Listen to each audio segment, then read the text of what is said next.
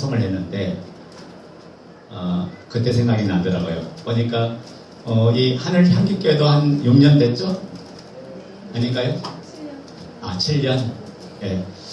그 교회 전도사님 파송했는데 작년 가을 노예 때 목사 안수를 받았어요. 그래서 이제 제가 거기까지는 내가 보내놓은 것이니까 가봐야 되겠다.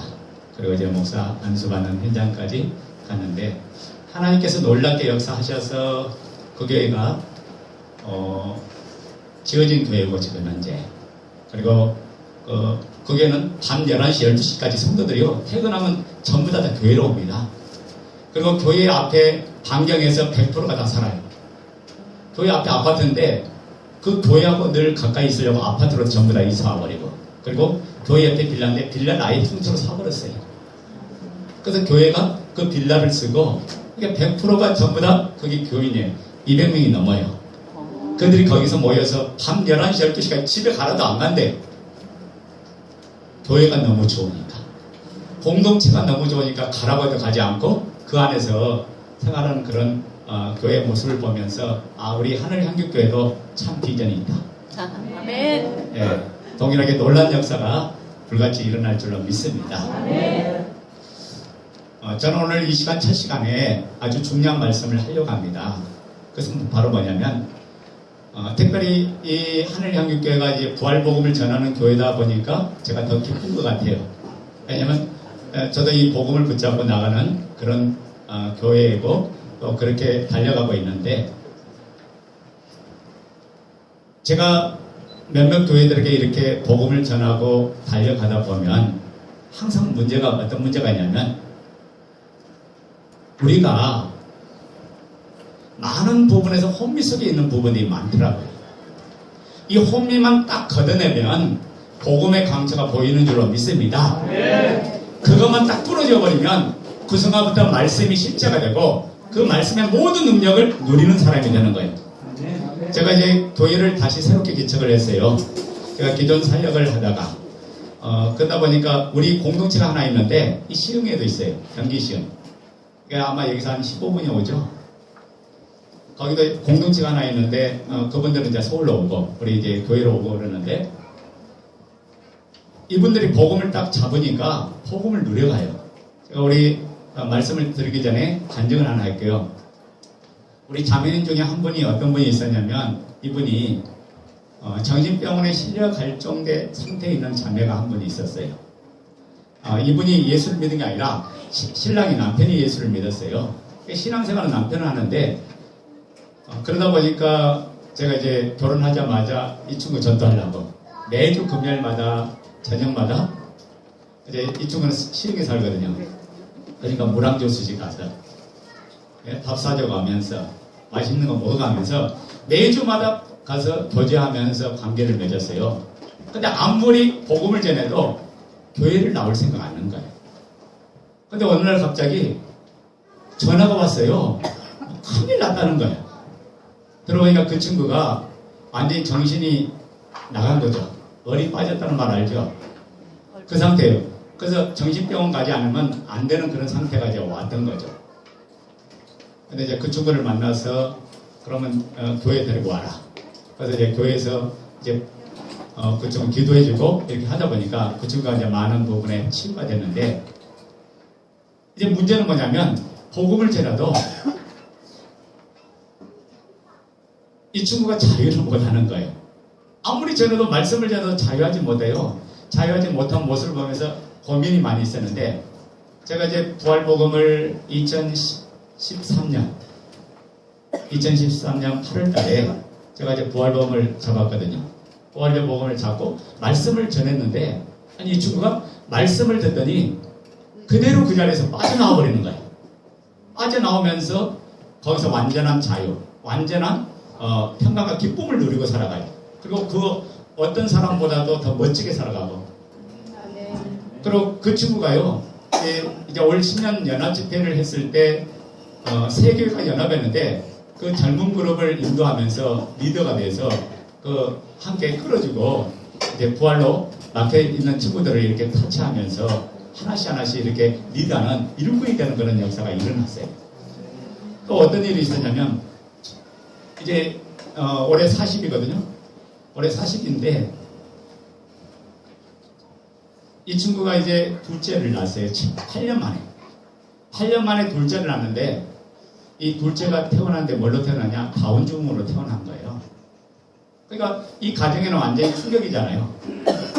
이 가정에는 엄청난 충격인데 이 다운증후군으로 태어난 이 자녀를 딸인데 뭐라고 말하냐면 괜찮다는 거예요. 예수님만 주인 되면 된다는 거예요. 그러니까 그 환경이 그런 환경일지라도 자기는 상관이 없다는 거야. 내 딸이 사랑하는 딸이 그 예수님을 내 마음의 주인으로 모시고 살아가면 엄마는 만족한다는 거야.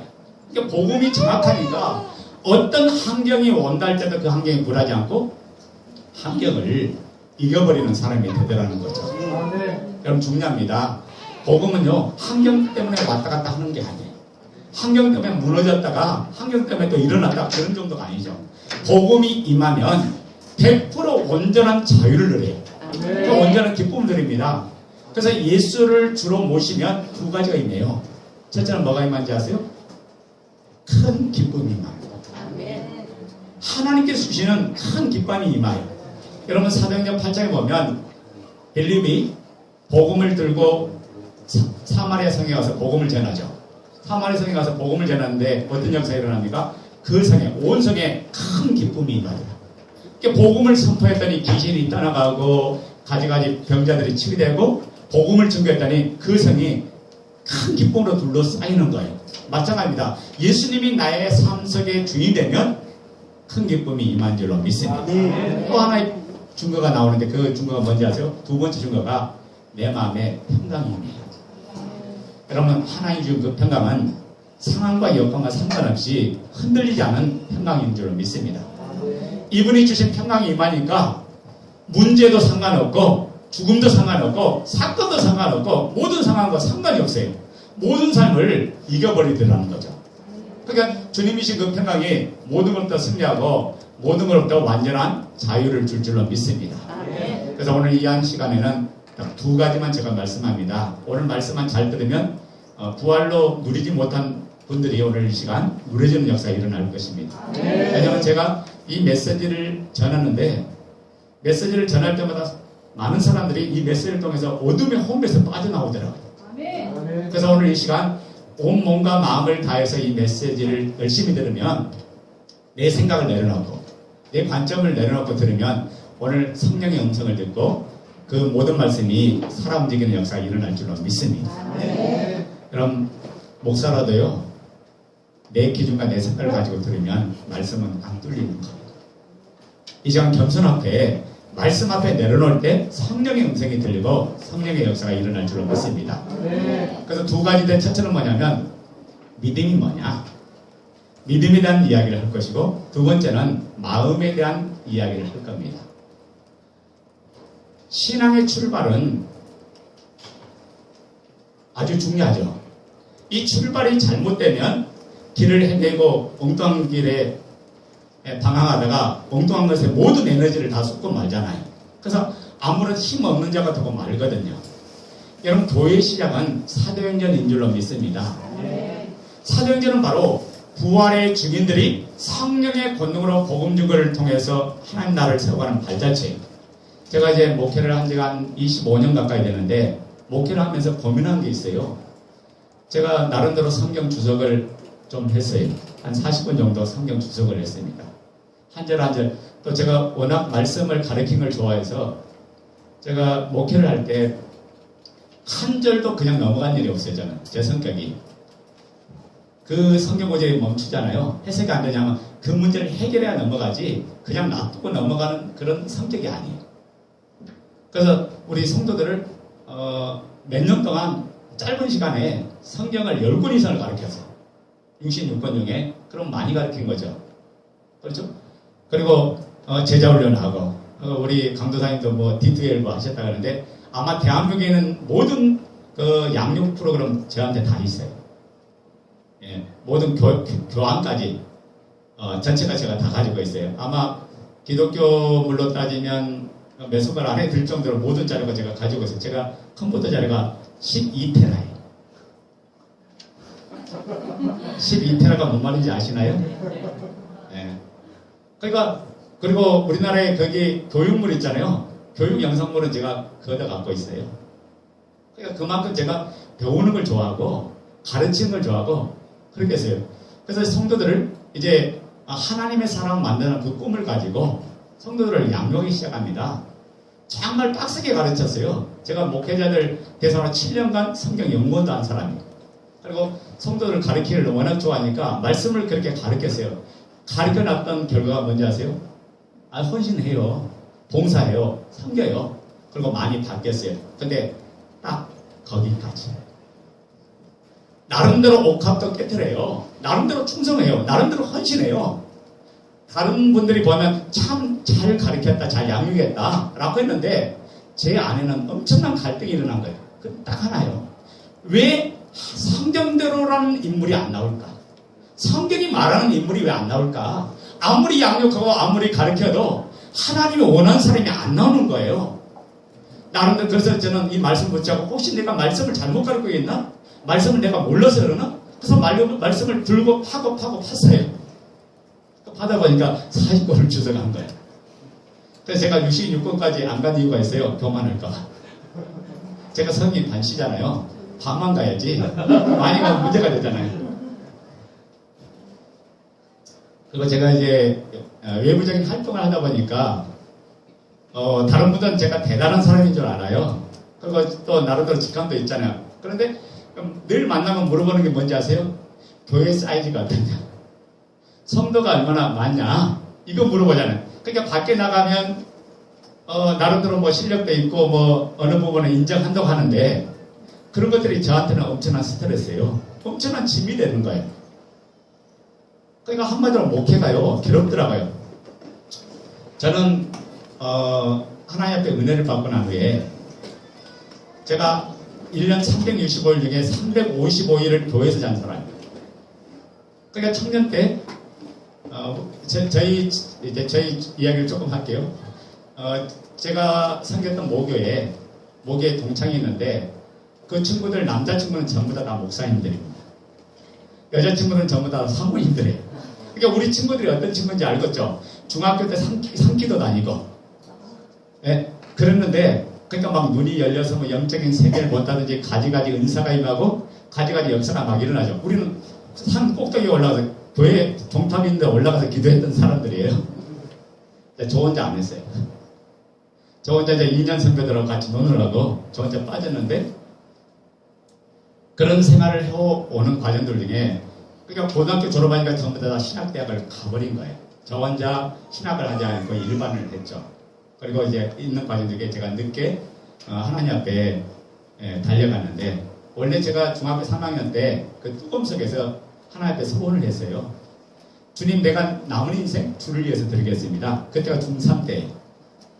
근데 하나님께서 저에게 중간중간마다 부르신 거예요. 소명을 주셔서 부르는데 그때마다 제가 하나님 앞에 변명을 했어요. 뭐라고 변명한지 아세요? 하나님, 제가 사회적인 경험 없잖아요. 연륜 약하잖아요. 지식 부족하잖아요. 제가 목회 안 하는 게 아니라 주의 종 안 하는 게 아니라 주의 종 할게요. 그런데 50에 할 겁니다. 제가 50에 한다 그랬어요. 그래서 그분을 이렇게 거부하다가 이제 하나님께서 그때마다 저에게 세상이 고치지 못할 병으로 친 거예요. 제가 지금도 사형 선고를 받은 몸입니다. 육체적으로 병을 세상이 치유하지 못한 병을 제가 안고 살아가는데 제가 이제 마지막 그 증상이 나타났을 때 제가 첫 번째 뭐라고 하는지 아세요? 그 하나님의 은혜를 깨닫게 첫 번째는요, 모든 것이 다 망가지고 완전히 다 부서졌는데 저는 젊었을 때 20대에 사장을 했던 사람이에요. 서울서. 그리고 회사를 운영했고 또 지사를 뒀고 그러니까 젊은 입장에서 조금 나름대로 나가는 입장이죠. 근데 인생이 다 망가졌거든요. 망가지고 나서 모든 게 다 부서졌는데 그분을 첫 대면하고 만나니까 첫 번째 고백이 뭐냐면 내 입에서 터져나오는 고백이 하나님 은혜인 것 같아요. 감사합니다라는 고백이 나오더라고요. 모든 것이 다 부서지고 망가졌는데 하나님 감사합니다. 두 번째는 제가 뭔 고백한지 아세요? 제가 야곱입니다. 내 마음대로 내 고집대로 부리고 내 뜻대로 하려고 한 거지 하나님 뜻대로가 주 뜻대로가 아니라 내 뜻대로. 제가 야곱입니다. 세 번째는 내 죽는 그날까지 주님께서 기뻐하시고 원한다면 내 몸이 더 망가지고 더 부서진다 할지라도 내가 서로 기어다니지 아니 서로 걷지를 못한다 할지라도 기어서라도 하나님이 기뻐한다면 나 복음 전하겠습니다. 아마 그 고백을 하고부터 지금까지 달려왔어요. 목회 현장에. 하나님께서 수많은 은혜도 주시고 체험도 주셨고 그러면서 저에게 보인 건요. 오직 예수님밖에 안 보여요. 주님밖에 안 보였어요. 그래서 늘 주님 만나는 게 기쁘니까 저녁마다 어디 가냐? 밤마다요. 가방 들고 교회 가는 거예요. 뭐 하라고요? 기도하라고. 근무 교제하라고. 아마 1년 중에 잠잔 일이 거의 없는 것 같아요. 하나님 은혜인 것 같아요. 그분이 인도하시니까 기도하고 찬양하면서 모르는 찬양 있잖아요. 옛날 찬송은 558장까지 있어요. 1장부터 558장을 밤마다 불러요. 모르는 찬양은 가사만 읽고 넘어가요. 아는 찬양은 우리 강도사님처럼 열심히 불러요. 예. 그러니까 밤마다 그 일 해요. 그리고 나 성경 읽고 그 다음에 이분하고 교제하고 이분하고 기도하고 그러니까 이게 너무 좋은 거야. 사람들이 나를 손가락질하든 사람들이 뭐라 그러든 간에 그분 만나는 게 너무 행복하고 그분 만나는 게 너무 좋으니까 가방 들고 늘 날마다 가는 게 교회였어요. 그러니까 주님밖에 없으니까 내 안에는 미움도 없었고 남 시기하는 것도 없고요. 참이 없었어요. 그러니까 이런 믿음 생활 하다가 제가 이제 목회를 했잖아요. 이제 신학을 하면서 대학원을 하고 신학을 하면서 이제 목회를 하는데 저는 개척을 먼저 시작했어요. 아마 거기 부교육자로 생활한 지는 한 3개월밖에 안 된 것 같아요. 제가 잘 아는 목사님 교회에서 한 3개월 부교육자 생활하고 저는 이제 개척을 바로 시작한 사람입니다. 그래서 우리 집사람하고 만나서 결혼하자마자 그 다음날 개척 시작한 사람이에요. 그리고 오늘 결혼했잖아요. 내일부터 교회 시작했는데 교회 가서 집사람하고 둘이 가서 텐트 치라고 꾸미고 그래서 지금까지 신혼여행을 지금도 못 갔어요. 그때 우리 집사람한테 뭐라고 하냐면 여보 나중에 우리 한국 가지 말고 멋있는 예루살렘이나 소아시나 7개에 가자. 성지나 가자. 근데 지금까지 약속을 못 지켰어요. 그러면서 신앙생활하는데 왜 제가 그 이야기 하냐면요. 내 안에 예수님밖에 안 보이니까 이분과 함께 누리는 게 너무 좋은데 근데 제가 점점 바꿔지는 거예요. 언제 바뀌어요? 목회를 하다 보니까 성도들이 안 바뀌는 모습, 성도들이 변화되지 않는 모습, 그리고 성도들이 이 어떤 데는 보면요, 참 저 사람 다시 보고 싶지 않은 분들이 있어요. 별 인격을 가진 분들이 많잖아요. 여러분들을 만나다 보니까 내 안에 그것이 너무나 거기에 아픔이 되고 가시가 되고 힘든 거예요. 그러면서 오로지 주님만 바라봤던 내 시선이 나도 모르게 조금씩 변질돼 있었더라고요. 제가 답을 못 찾았어요. 답을 못 찾다가 이 부활 복음을 듣고 나서 내게는 이 복음에 문제가 있었구나. 그래서 원래는 이제 세 번째 교회를 다시 개척을 시작했는데 원래는 목회자 전문적인 사역만 하려고 모든 목회를 다 접었어요. 그리고 후임자 세워놓고 이제 후임자로 목회를 하게끔 해주고 제가 조용히 물러났는데 그리고 서울 방배동에다가 이제 교육할 수 있는 그런 시설을 다시 얻은 거죠. 얻었는데 하나님께서 이 복음을 주신 거예요.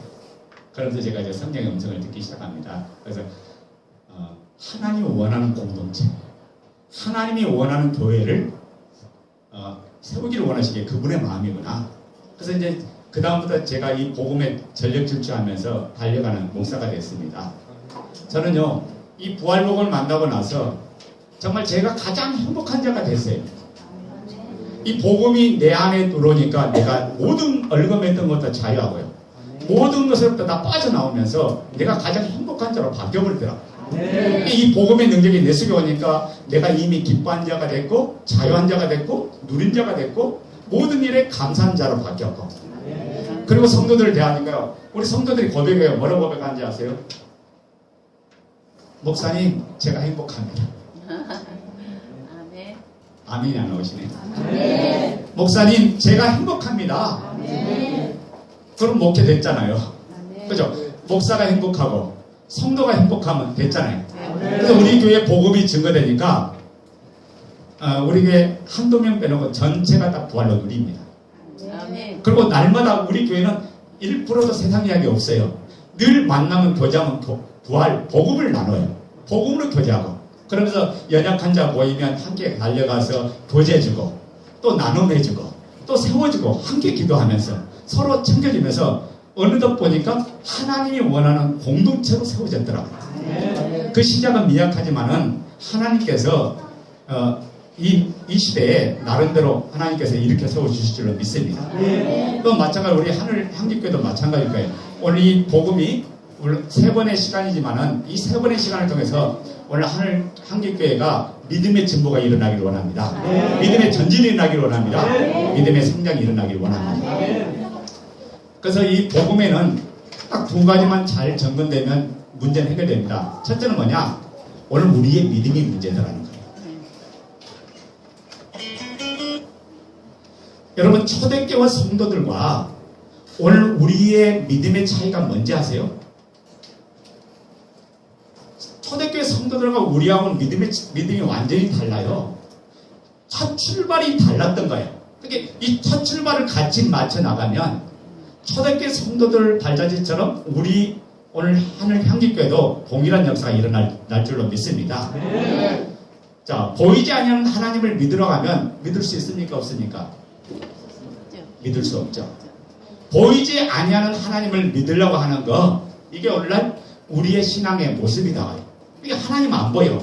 근데 보여달라고 하면 자꾸 믿음 없다고 하니까 보여달라고 할 수도 없고 근데 안 보이는데 어떻게 믿어? 이게 오늘 우리의 신앙의 문제죠. 그러니까 우리가 가장 성경을 오해하는 구절이 요한복음 20장 29절인데 이 요한복음 20장 29절이 어떤 내용이냐? 예수님이 지금 도마에게 하는 말이죠. 도마야 너는 본고로 믿느냐? 보지 않고 믿는 자가 복되도다. 이게 요한복음 20장 29절 말씀이거든요. 그러니까 이 구절을 많은 분들이 인용할 때 뭐라고 인용합니까? 안 보고 믿는 믿음이 복되구나. 안 보고 믿는 믿음이 진짜구나. 이렇게 생각했던 거야. 그러니까 어떻게 해요? 보지 않고 믿는 믿음이 진짜라고 하니까 어떻게 생각해요? 안 믿어지는데 예? 못 믿겠는데 믿어지지 않다고 이야기하면 믿음 없다고 이야기할까 봐. 그렇죠? 믿음 없다고 이야기할까 봐 그냥 의심없이 믿어보려고 해요. 그래서 그 말씀들을 믿어보려고 해요. 그런데 여러분 오늘 이 본문은 그런 내용이 아니에요. 우리가 이 본문 내용을 오해하니까 그렇다고요. 이 요한복음 2장 29절을 자세히 설명한 내용을 우리 한번 볼까요? 마가복음 16장 14절에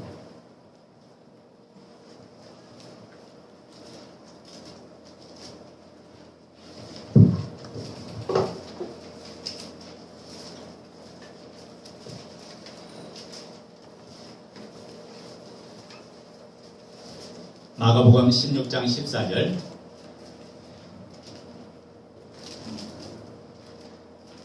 자 읽습니다. 그 후에 11 제자가 음식 먹을 때 예수께서 저에게 나타나사 저희의 믿음 없는 것과 마음이 완악함을 꾸짖으니 이는 자기의 살아난 것을 본 자들의 말을 믿지 아니함이니라. 아멘. 자 예수님께서 지금 꾸짖는 내용이 뭔 내용입니까? 자 이런 내용이요. 지금 도마에게 한 말은 이런 말씀입니다. 제가 좀 더 쉽게 이야기할게요. 예수님이 보라신 모습을 도마가 없을 때 보여줬어요? 안 보여줬어요? 보여줬죠. 만나주셨죠. 만나주셨는데 그때 현장에 도마가 빠졌잖아요. 그러니까 그 제자들이 도마가 오니까 도마야 우리 주님이 살아나셨어. 우리 주님이 부활하셨어 하니까 도마가 뭐라 그래? 나는 못 믿어. 내 손으로 못 잡고 내 손으로 옆구리 만져봐야 나는 믿을 수 있어. 내 눈으로 보지 않고는 못 믿어 라고 이야기한 이 도마에게 주님이 뭐라고 하냐면 도마야 3년 동안 너와 함께 생사고랑 같이 하던 제자들이 아니니 너와 같이 생활하고 같이 따라갔던 이 제자들 왜 이 제자들이 봤다고 하는데 너는 못 믿는다고 하느냐 라고 지금 한 내용이 이 내용이에요. 근데 우리 이 내용을 그냥 다른 데다가 적용해서 다른 데 쓰다 보니까 안 보고 믿는 믿음이 믿음이구나 봐야 믿는구나 이렇게 했던 거예요. 그게 아니라 여러분 사람은요 보지 않고는 못 믿거든요. 사람의 뜻이 그래요. 그러니까 하나님께서 인간의 마음을 너무 잘 알아요. 안 보면 못 믿는 걸 너무 잘 알아요. 그러니까 그래서 하나님께서는 모든 사람이 믿을 만한 그 확실한 증거를 줬는데 그 증거를 어디에 뒀냐? 부활에 둔 줄로 믿습니다. 이게 어떤 문제가 터질 때는 안 보고 믿으면요. 문제가 터질 때는요. 문제가 없을 때는 괜찮아요. 근데 막상 문제가 터지면 그 문제 앞에 굴복하는 것이 바로 오늘의 현실이잖아요. 제가 2000년도에 교회를 개척을 하나 했었는데 그 교회를 개척했을 때 맨 처음 만난 친구가 지금 아마 나이가 50, 한 2-3살 된 것 같아요. 그 친구가. 이 친구가 제가 육교에서 이게 저는 이제 좀 개척을 좀 힘들게 한 것 같아요.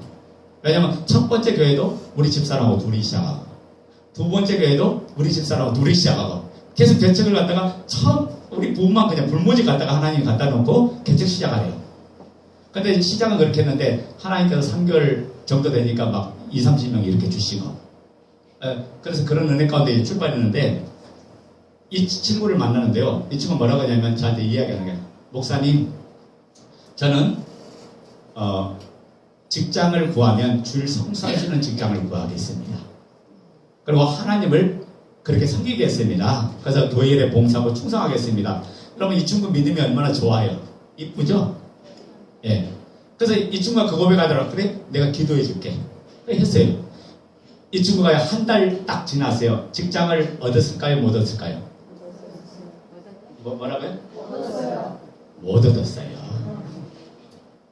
한 달을 지났는데 직장을 못 얻었어요. 그러니까 어떻게 이제 못 얻었으면 더 세게, 더 강하게 기도해야 되겠죠? 기도했어요. 2달째 됐어요. 이 친구 직장 얻었을까요? 못 얻었을까요? 못 얻었어요. 드디어 3개월째 됐어요. 직장 얻었을까요? 못 얻었을까요? 이제 2말이 나온다. 직장 얻었어요? 못 얻었어요? 못 얻었어요. 어느 날 이 친구가요, 주일날 교회 온다고 왔는데, 뭐 차를 하나 몰고 왔어요. 봤더니 택시를 하나 몰고 왔더라. 잘 보세요. 제가 이제 믿음의 실체를 얘기하는 거예요.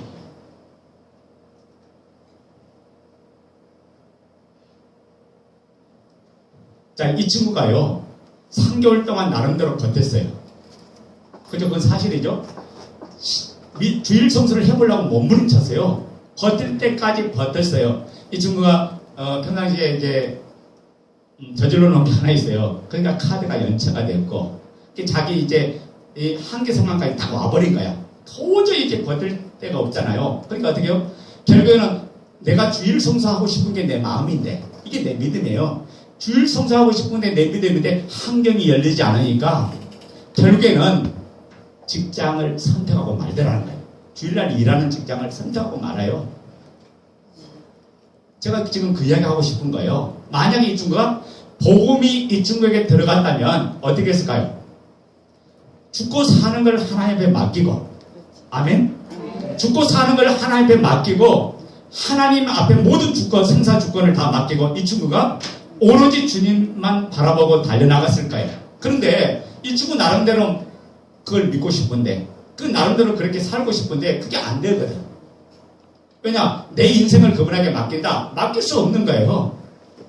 내 죽고 사는 문제 앞에서 자기 믿음이 와르르 무너지는 그 모습을 보면서 이 친구가 낙심하고 좌절했던 거거든. 자, 오늘날 우리 현주소가 그런 현주소라고요. 나름대로 주님을 위해서 살고 싶어. 주님을 위해서 내 인생을 드리고 싶어. 주님을 위해서 그렇게 살고 싶어. 그런데 막상 그 현실이 오니까 그게 안 되잖아요. 여러분, 제자들 보세요. 예수님을 3년 반 동안 따라다녔어요. 수많은 이적을 봤어요. 표적을 봤어요. 능력을 체험했어요. 기적을 체험했죠. 물이 변하여 포도주가 됐죠. 물고기 5마리와 보리떡 5개와 물고기 2마리를 가지고 5,000명을 먹여도 12광주가 나는 그런 축복을 행했어요. 아, 이분이 바로 하나님이시구나.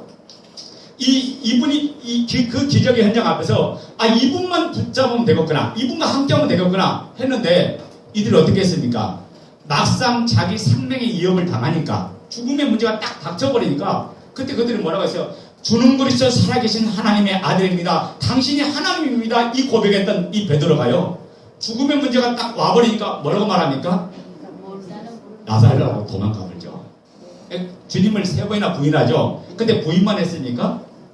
저주했죠. 예? 저주했잖아요. 어떻게 내가 지금까지 따랐던 그분을 저주할 수 있어요? 저주, 이게 현실이에요. 제가 목회하는 과정 중에 한 청년이 있었어요. 사업하는 한 집사님이 있었어요. 근데 이분이 어떻게 했냐면, 나름대로 열심히 신앙생활하고 믿음생활을 했는데, 사업이 잘 안 되거든. 사업이 잘 안 되니까, 어떤 일이 벌어집니까? 이 친구가, 자기 나름대로 하나님 앞에 기도하고 뭐 하다가 정 안 되니까 뭐라고 하냐면, 하나님을 욕해버리더라고. 교회 나름대로 열심히 했던 집사예요. 근데 그런 문제가 되니까 그냥 하나님을 그냥 녹여버려요. 왜 그렇습니까? 하나님이 자기 인생을 안 도와줬다는 거야. 자, 제가 오늘 이 시간 이야기하는 게 뭐냐면 전부 다 우리의 믿음의 출발. 이 믿음의 출발이 바르게 세우지 않으면 결국에는 똑같은 양상의 신앙의 틀을 가지고 생활할 수밖에 없다는 걸 이야기하죠. 그래서 믿음이 뭐냐? 여러분 믿음이 뭐죠? 예? 그런데 좀 막연하잖아요. 믿음이 뭐냐 그러면 히브리서 11장 뭐 1절 2절 이야기할 거예요. 6절이나. 그럼 믿음은 뭐냐 그러면 믿음은 바라는 것들의 실상이요 보지 못한 것들을 준 거다. 여러분 믿음이 뭔지 아세요? 믿음 쉬워요. 근데 쉬운데도 어려워. 믿음은 뭐냐? 사실을 그대로 받아들이는 게 믿음이다. 믿음이 뭐다고요? 그러니까 믿음의 기초가 사실을 근거할 때 그 믿음은 내 느낌과 내 감정과 상관없이 그것은 사실이잖아요. 그것은 실제잖아요. 그래서 우리의 믿음의 근거가 사실을 기초한 믿음일 때 흔들림 없는 믿음이 된다고 해요. 그래서 믿음은 한마디로 팩트잖아요. 그러니까 불확실한 것을 믿는 게 아니라 누구든지 전능하든지 누구든지 다 믿을 수 있는 그 증거인 이 믿음에 하나님은 이 말씀에 하나님은 승부수를 걸었다. 그 승부수가 뭐다고요? 바로 부활이죠. 그러니까 문제 만날 때마다 없어지고 실망하고 좌절해서 환경 따라 하나님이 계셨다가 안 계셨다가 하는 신앙 한마디로 침체에 빠지고 낙심하고 좌절하는 신앙이 아니라 어떤 상황과 상관없이 달려갈 수 있는 그 믿음, 상황과 여건과 상관없이 나갈 수 있는 그 믿음, 여기에 하나님은 모든 승부수를 건줄로 믿습니다. 그래서 믿음은 두 가지입니다. 첫째는 뭐냐? 전제된 믿음이 있고 두 번째는 확증된 믿음이 있다. 여러분 전제된 믿음이 뭐죠? 자, 전제된 믿음은 뭐냐면 이게 뭐죠? 이게 뭐죠? 성경이죠. 그럼 성경은 누구의 말씀이에요? 하나님의 말씀. 그렇죠? 예수님은 누구죠? 하나님의 아들이라고 하잖아. 그러니까 예수님은 누구라고 하면 성자 하나님이라고 하잖아요. 근데 이게 증명돼서 그런 게 아니라 전제했어. 지금 제가 이야기하는 건 잘 들으세요. 내가 교회 다니고 신앙생활 하면 이거는 성경은 하나님 말씀이야. 그러니까 이 말씀이 내가 정말 십자가 돼서 이 말씀이 믿어져서 신앙생활 한다면 이걸 믿어야 돼. 그래서 이 말씀을 믿어야 돼. 그래서 이 말씀을 뭐라고 하냐? 그냥 확증이 돼서 믿어져서 믿는 게 아니라 이 말씀을 전제를 해요. 딱 하나님 말씀으로 전제해. 그래서 창세 때 요한계시록 전체를 다 하나님 말씀으로 전제해요. 그러니까 이 말씀이요. 이 말씀을 하나님이 하시기 때문에 이 말씀을 내가 아니라고 말하면 나는 그분을 믿는 사람이 아니에요. 안 믿는 사람이죠. 근데 이 말씀을 아니라고 할 수는 없어요. 그러니까 하나님 말씀이라고 하는데 막상 현실의 문제가 왔을 때는 어떻게 말합니까? 하나님 말씀은 맞지만은요. 하나님 내 현실 보세요. 하나님 그 말씀은 맞지만은 하나님은 내 입장 내보세요. 내 현실 내보세요. 그러면서 하나님 말씀을 밀어놓고 내 생각대로 내 기준대로 하자. 이게 오늘날 믿음의 현주수단이에요. 그래서 전제대로 놓고 믿으면 어떤 문제가 생기냐? 내 기준과 내 관점과 딱 달라버리면 한순간에 전제해 놓은 것들이 와르르 무너지고 맙니다. 예수님께서 하나님의 아들이면 예수님 말씀이 하나님 말씀이죠. 그런데 진짜 예수님이 하나님의 아들이냐? 이것이 중요해요. 그러니까 이게 확실한 중구를 통해서 믿으면 그 믿음은 상황과 여건과 상관없이 흔들림이 없는데 중구가 아니고 다른 걸 통해서 믿으려고 하면 전제를 해놓고 믿으려면 막상 죽음의 이게 생명의 위험, 물질의 위험, 여러 가지 사건 만나고 문제가 만나면 한순간에 무너지는 믿음이고 만다가요. 자, 세상 사람들이 왜 예수를 안 믿는지 아세요? 예수가 하나님의 아들이라면 그들은 한마디로 뭐라고 하냐면 말 같지 않은 소리 하지 말라는 거예요. 그들의 입장에서는 당연한 거예요. 왜냐하면 세상 사람들은 전부 다 어둠이기 때문에 그렇습니다. 어둠일 때는 어둠이 빛을 알아요, 몰라요? 빛을 몰라요. 근데 그런 분들에게 예수님이 하나님의 아들이라는 것을 미리 전제해 놓고 믿으라 하면 이거 말 같은 소리 하지 말고 웃기는 소리 하지 말라고 이야기하죠.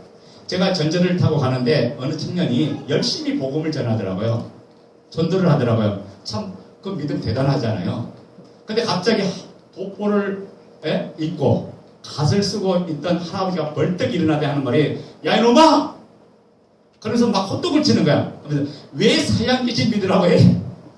그러면서 호떡을 치니까 이 친구가 복음을 전하다가 갑자기 딱 멈추더니 아무 소리 못하고 딱 저기 앉아버리더라고. 제가 그 모습을 보면서 참 한편으로는 제가 좀 멀리 떨어져 있었는데 그게 저쪽 끝에서 이쪽 끝에 있었는데 같은 카인데 참 마음이 아프더라고요. 우리가 복음이 뭔가를 잘 모르면 이 복음의 능력을 누리지 못하면 가서 전도를 해야 돼요. 너무 힘든 거야. 그럼 전도하기가 쉬워요? 어려워요? 전도하기 어렵다는 사람은 지금 다 문제 있는 사람. 왜? 전도하기가 너무 쉬운 거예요. 어려운 게 아니라 너무 쉬운 거예요. 근데 전도하기 어렵다는 분들은 뭐냐면 전도하기 왜 어렵냐? 보이지 않는 하나님을 보여주려고 하니까 어렵거든. 그죠? 그래서 뭐라고 하냐? 야, 바람을 봐라. 바람이 눈에 보이냐? 공기를 봐라. 공기 눈에 보이냐? 근데 공기 있지. 바람 있지. 어떻게 알아? 그 이야기 하잖아요. 이렇게 접근하니까 사람들이 뭐라 그래? 어처구니 없죠. 그러니까 그 뭐라고 하냐면 야, 내 눈앞에 하나님 보여주면 내가 믿을게. 사람들 당장 나올 게 그 이야기죠. 그러니까 이 전도하다가 결국은 전도 못해. 그리고 전도가 왜 어렵냐면요. 창세기부터 요한계시록까지 다 풀어가야 전도가 되거든. 예수님이 이 땅에 오셨는가? 그거부터 인간의 실존부터 시작해서 죄의 문제, 그렇죠? 십자가에 죽으신, 그 문제를 일일이 다 하려니까 듣지도 않아. 요즘 바쁜 세상에 누가 들어요? 안 듣잖아요. 그러니까 전도가 너무 어려운 거야. 근데 전도는 너무 쉬워요. 너무 쉬운데 복음이 된 사람은 너무 쉬운 거야. 이게 복음이 안 되니까 자꾸 지식을 전하려니까 너무 힘든 거죠. 그래서 이 세상 사람들이 못 믿는 이유가 복음을 중개도 받지 못하는 이유가 뭐냐면 이 세상이 정확하게 어둠인 것을 몰라서 그렇다고요. 하나님께서요 이 세상을 어둠인 것을 정확히 말씀하셨죠. 자, 우리가 여기서 생각할 때 어둠이라고 이야기하니까 세상이 악하니까, 그렇죠? 살인하고 도둑질하고 온통 세상이 미워하고 시기하고 질투하고 이게 악하니까 세상은 어둠이구나. 이건 뭐냐면 내 기준에 보는 어둠이에요. 하나님 말씀하는 어둠은 그게 아니에요. 하나님 말씀하는 어둠은 뭐냐면 하늘에서 이 땅을 내려보니까 세상이 어둠이라는 거예요. 무슨 말입니까? 이 세상의 온전히 온 천지가 다 흑암이고 이놈이 어둠의 세력권이 딱 잡고 있고 악한 영이 지배하고 악한 영이 잡고 있는 이 세상. 그래서 그 세상의 모든 인간이 여기서 매여있고 여기서 빠져나오지 못하는 그 상태에 있는 이 모습을 보면서 하나님은 이 세상을 어둠이라고 이야기했던 거거든요. 그래서 이 세상을 잡고 있는 이 어둠의 세력권, 이 세력권이 가진 그 권세가 세 가지 있잖아요. 첫째가 뭔지 아세요? 공중권세. 에베소서 2장 2절이죠. 세상의 풍조를 따라 불순종하는 아들 가운데 역사는 그 영을 따라 삶을 살았다고 그랬어요. 이게 이놈이 뭐냐면 문화를 통해서 모든 사람을 미혹시키거든. 이 공중권세 잡은 자가. 그래서 오늘날 뭐 영화나 스포츠나 뭐 섹스나 뭐 이 음악이나 이런 걸 가지고 문화들을 따라서 우리를 휘어잡잖아요. 그래서 주님께서 로마서 12장 2절에 뭐라고 말하니까 너희는 이 세대를 뭐 하지 말라? 본받지 말라. 세상이 추구하는 방식대로 살지 마라. 그 말이 본받지 말라는 말이에요. 그걸 본삼지 말라. 이 땅이 추구하는 방식대로 너희가 나가면 세상을 따라간다고요. 그래서 마음을 새롭게 하여 변화를 받아 하나님의 선하시고 기뻐하시고 온전한 뜻이 무엇인지를 분별하도록 하라. 이게 하나님의 말씀이잖아요. 이게 세상 방법대로 살지 말라고 주님 말씀하죠. 이 악한 영이 두 번째 뭘 잡고 있으니까 골로새서 1장 13절에 흑암 권세를 가졌잖아요. 여러분, 흑암이란 말은 보인다 안 보인다? 캄캄하다는 거야. 못 보고 있다는 거야. 안 보인다는 거야. 뭐가 안 보이냐? 무언가에 가려서 안 보이고 있다는 거예요, 지금. 그러니까 오늘 고린도서 4장 3절 4절에 뭐라고 말합니까? 마귀가, 이 세상신이 믿지 않는 자들의 마음을 미혹하여 복음의 광채를 가려버렸다고 했어요. 복음의 광채를 가려서 그리스도가 하나님의 형상인 것을 전혀 못 보게 만든 것이 이 악한 영 마귀의 작전이에요. 이게 이놈이 주님이 안 보이니까, 하나님이 안 보이니까 전체가 사람들이 뭘 쫓아가요? 이 마귀가 주는 먹이를 따라서 가요. 그래서 이 땅에서 잘 되는 거, 출산하는 거, 이 땅에서 누리는 삶이 최고의 삶인 줄 알고 그것만 쫓아가요. 그래서 뭘 생각합니까? 우상을 숭배하는 거죠. 우상이 이끈 대로 삶을 살아가죠. 이게 전부 다 마귀 역사다. 세 번째는요, 사망 권세를 가졌죠. 히브리서 2장 14절 15절. 이게 이 사망 권세, 사망의 세력을 잡은 자, 이 사망의 세력을 잡은 자, 이 이놈이 역사하니까 어떻게 해요? 일생을 내어서 한 편성을 이놈한테 내어가지고 죽기를 두려워하면서 종노를 하는 거예요. 이게 마귀가 가진 3대 권세죠. 이게 세상을 휘잡고는 이 권세를 가진 이놈이 온통 이 세상을 지금 휘어잡고 있잖아요. 그러니까 이 세상에서 잘 보세요. 이 땅에서 배운 기준, 이 세상에서 배운 지식을 가지고 하나님의 말씀을 접근한다.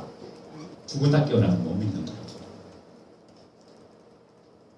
자, 좀 더 쉽게 얘기할게요. 만약에 내가 천국에 갔다 왔다 합시다. 성경 하나도 몰라요.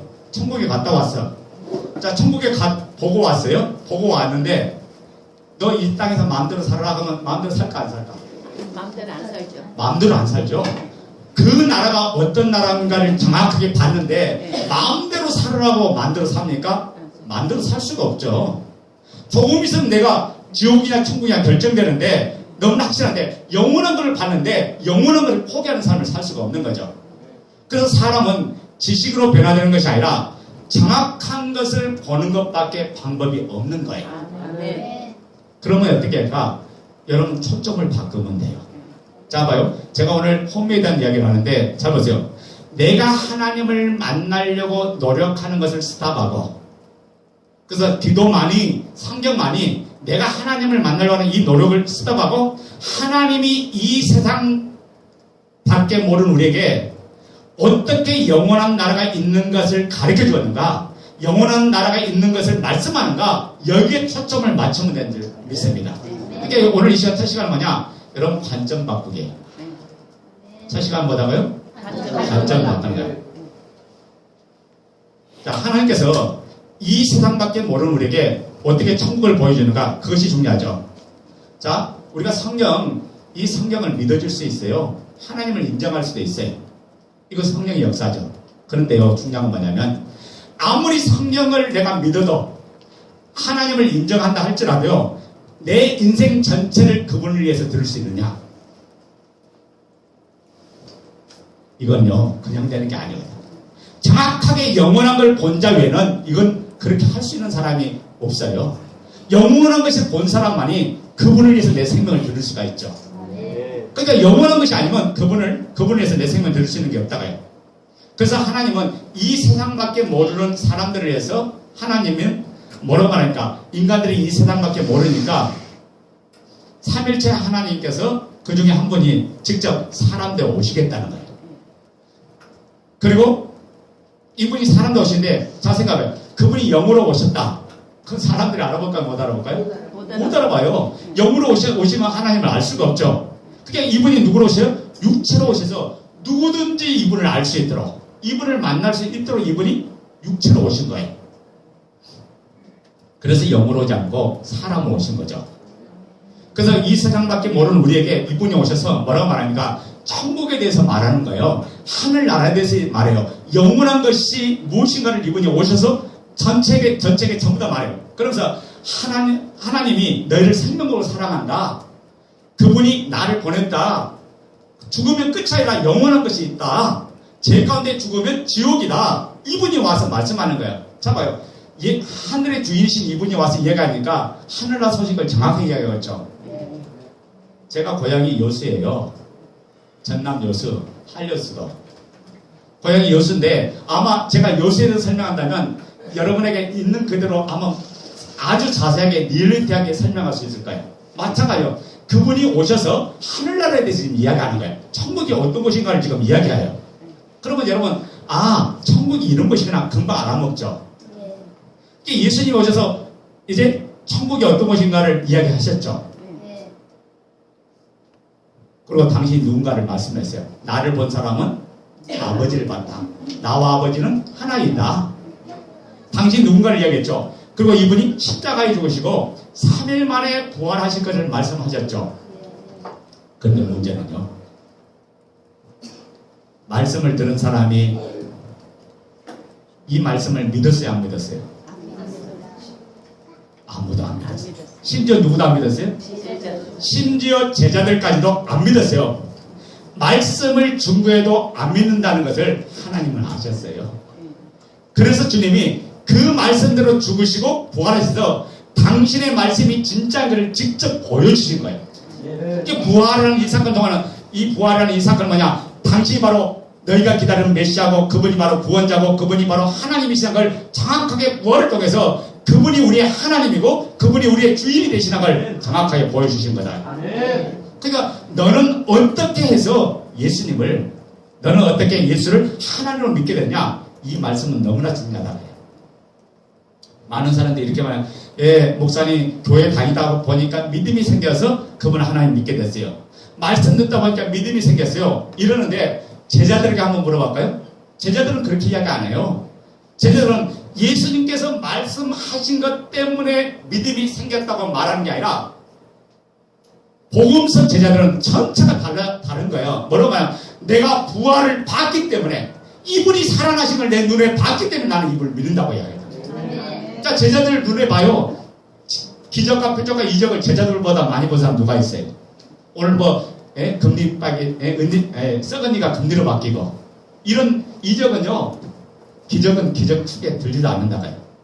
예수님과 함께 그 현장을 직접 봤잖아요. 문둥병이 치유되고 무리를 걷지를 않으시나 그죠? 물이 포도주를 바뀌는 이 현장, 이 기적 앞에서 그들은 그 눈으로 직접 봤는데도 그 예수님을 못 믿었다고. 그래서 요한복음에 기록된 목적이 뭡니까? 그래서 우리가 사복음서를 볼 때 사복음서는 한마디로 예수님을 하나님으로 믿는데 그분을 신뢰했다는 내용이 사복음서예요.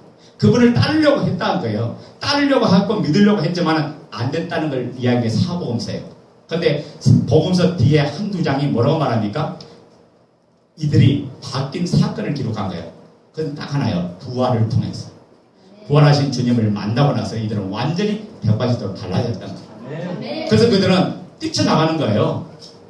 자, 예수가 누구냐는 거죠. 오늘날의 복음 뭐냐? 예수가 누구냐에 초점을 맞춰인 게 아니라 예수님이 왜 죽었냐를 이야기한다고요. 오늘날 복음은. 예수님이 왜 죽었어? 내 죄 때문에 죽었다가 이야기 초점을 얘기가 맞추죠. 근데 예수님이 하나님의 아들이냐 아니냐가 중요한 게 아니라 왜 죽었냐만 이야기하고 있다고요. 예수님이 하나님이시면 그분이 죽은 것은 우리에게 사랑인 줄로 믿습니다. 그러니까 이게 중요한 건데 죽은 거에다 초점을 맞추니까 예수님이 제가 아까 서두 이야기할 때 우리 자매한테 그 이야기 했더니 뭐라고 하냐면 아니 목사님 예수님 왜 나를 위해서 죽어요? 그 이야기 하더라고. 왜 죽었는데요? 그분이 왜 죽었는데? 그 이야기 하더라고. 근데 이 친구가 복음이 딱 떨어지고 나니까 예수님이 자기를 위해서 죽은 것은요 하나님의 엄청난 사랑이거든. 하나님이 자기 같은 사람을 위해서 죽었다는 이 사실 앞에요 통곡하는 거예요. 그러면서 회개하면서 살아가잖아요. 이게 복음서에 모든 특징이 다 똑같습니다. 귀신을 쫓아내고 병든 자를 살리고 죽은 나사가 걸어오고 그리고 오병이의 체험을 하고 수많은 사건을 직접 봤는데 저는 처음에 제자들이요 그걸 보고 믿은 줄 알았어요. 그런데 사복음서 전체가요 뭐라고 말합니까? 예수님이 십자가에 잡혀갔을 때 다 도망갔다는 거예요. 그 수많은 기적과 능력, 이적 앞에 전체가 다 도망갔다는 거예요. 그 이 말씀을 그대로 자기들 실패를 그대로 기록해 놓은 게 복음서입니다. 그러니까 심지어 그들은 뭐라고 말합니까? 주는 그리스도 살아계신 하나님의 아들입니다. 이 고백까지 했잖아요. 이게 지금도 봐요. 지금도 수많은 사람이 마음에 진짜 예수님처럼 아니 베드로처럼 이 고백을 합니다. 그것을 부인하는 건 아니에요. 예수님께서 잡혀가시기 전날 밤에 이 말씀하죠. 고백하는 베드로에게 뭐라고 그래요? 너희가 나를 대신할 것이다. 그러니까 베드로가요 뭐라고 할까? 주님 절대로 그런 일은 없을걸요? 베드로가 그 이야기했죠. 장담하면서 이야기했죠. 자기가 장담하면서 이야기했어요. 자, 베드로의 마음을 한번 보자고요. 베드로가 정말 자기가 거짓말했어요? 진짜 했어요? 진심이었어요. 베드로는 진심인데 자기가 그분을 위해서 살고 그분을 위해서 죽고자 싶은 게 베드로의 믿음이야. 베드로가 그렇게 살고 싶어. 왜? 주님께서 자기를 제자 삼아줬잖아요. 수제자로 삼았잖아요. 그러니까 그분을 위해서 사는 건 마땅한 거죠. 당연한 건데 왜 그때 막상 죽음의 한계세에 딱 닥치니까 베드로가 도망고 말더라는 거예요. 예수님이 베드로 그 고백했으면 아마 이렇게 대답할 정당이에요. 참 베드로야, 너 믿음 대단하다. 야, 너 믿음 너무 좋구나. 너 정말 나 사랑하네? 나 사랑하구나. 이렇게 말해야 되는데 자기를 위해서 죽는다는 그 베드로를 향해서 뭐라고요? 너는 나를 배신할 거야. 그렇게 지금 이야기한 거예요. 그러니까 예수님은 정확하게 인간의 믿음, 인간의 마음을 너무나 정확히 알고 있다고요. 그러니까 베드로가 끝까지 주를 배신하지 않겠다고 우겼지만은 결국에는 베드로는 주님을 부인하고 배신하고 도망갈 수밖에 없었죠. 나는 주를 위해서 살겠다고 고백했고 진짜 그렇게 살고 싶었는데 막상 한계 상황과 만나면 삶의 문제와 부딪히면 어김없이 주님을 버린 자가 됐다는 것이 이 베드로의 고백이에요. 그러니까 이 복음서를 통해서 베드로는 지금 그 고백을 하고 있는 거예요. 내가 이 말씀을 붙잡아 보려고 이 말씀을 믿어보려고 했는데 자기는 실패했다는 거예요. 안 되더라는 거예요. 그래서 베드로가 시험이 통과하죠. 여러분 운다고 되는 게 아니에요. 울어도 안 되는 거예요. 오직 부활하신 주님을 만난 그 사람만 자유하게 되는 줄로 믿습니다. 지금 사복음서 특징이 바로 이걸 기록하고 있다가요. 너무나 중요해요. 믿음의 실상을 정확하게 해요. 그러니까 제가 서두에 했죠. 믿음의 출발이 잘못되면 결국에는 엉뚱한 데 힘을 썼고 우리 인생 그냥 다 낭비하고 말고 아무 힘이 없는 그런 삶을 살고 만다는 거죠. 여러분 오늘 이 말씀을 들으면서 내가 신앙의 집을 바로 세워야 되겠구나. 집을 바르게 세워야 되겠구나. 이 출발이 잘못되면 나도 동일한 이 사람과 똑같겠구나. 오늘 이것이 보여야 돼요. 그러니까 마음 중에서 아무리 고백했어도요. 내 믿음이 얼마든지 가짜가 될 수 있다는 거죠. 그래서 사도행전 말씀을 보면 자 보세요. 부활하신 예수님을 만나고 났던 제자들이 어디 갑니까? 자기를 죽인다 해도요. 자기 생명을 내걸고 가서 복음 전하요? 안 전해요? 전해요. 왜 이게 가능할까요? 부활하신 그 주님을 통해서 그분이 하나님 것이 증명되니까 자기는 영원한 걸 봤거든. 영원한 걸 봤기 때문에 자기 죽어도 죽는 걸로 끝나요? 안 끝나요? 죽어도 죽는 게 아니거든. 영원히 산 존재가 되었어요. 그러니까 나는 부활의 생명이니 누구든지 나를 믿는 자는 죽어도 살겠고 살아서 믿는 자는 영원히 죽지 않는다. 이 말씀이 그대로 실제가 들어오니까 나 죽어도 죽는 게 아니네. 영원한 나라가 있네. 이게 딱 들어오니까 복음을 향해 달려나가잖아요. 우리가 잘 아는 아마 여기도 시체를 좀 보셨을 거예요. 한강교회 거기 천정은 자매 있잖아요. 이 천정은 자매가 최근에 그런 간증을 했어요. 뭐라고 간증했냐면 그 친구가 온몸에 재발해서 온몸에 암이 다 퍼져버렸어요. 다 퍼졌는데 이 친구가 뭐라고 하냐면 자기의 퍼진 그 몸도 주님 거이래. 내 몸의 소유가 주님 것이니까 그 병에게 반응하는 것이 아니라 주님께 반응하면서 이 친구가 오늘도 아마 어디 교회 가서 지금 복음 주고 가고 있을 거예요. 그 친구가 거기 반응하면서 기쁘게 달려가면서 병이 와도 병하고 상관없이 기쁘게 달려가면서 복음을 전하고 있더라고요. 이게 어떻게 가능합니까? 영원한 걸 봤기 때문에. 영원한 걸 봤기 때문에 이게 가능하죠. 자 그러면 우리가 조금 이제 말씀을 찾아보자고요. 제자들이 어떻게 믿게 되는가를 누가복음 24장을 통해서 보겠습니다. 자, 승부가 여기서 납니다. 3년 동안 다녀서 변화된 게 아니라 여기서 변화된 거예요. 24장 36절 37절.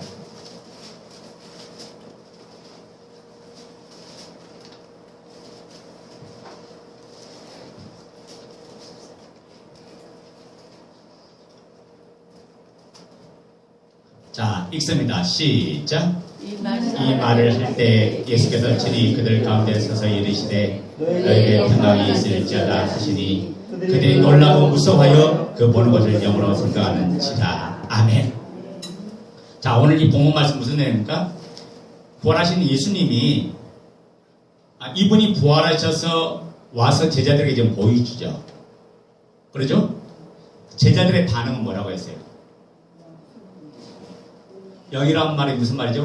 포스트, 유령, 귀신이라고 지금 이야기하는 거야. 그러면서 너무 놀라워 있는 게 이 장면. 여러분, 이 장면이 아이러니 안 하세요? 아니, 예수님이 부활하셨어요. 죽으신 그분이 살아나셨어요.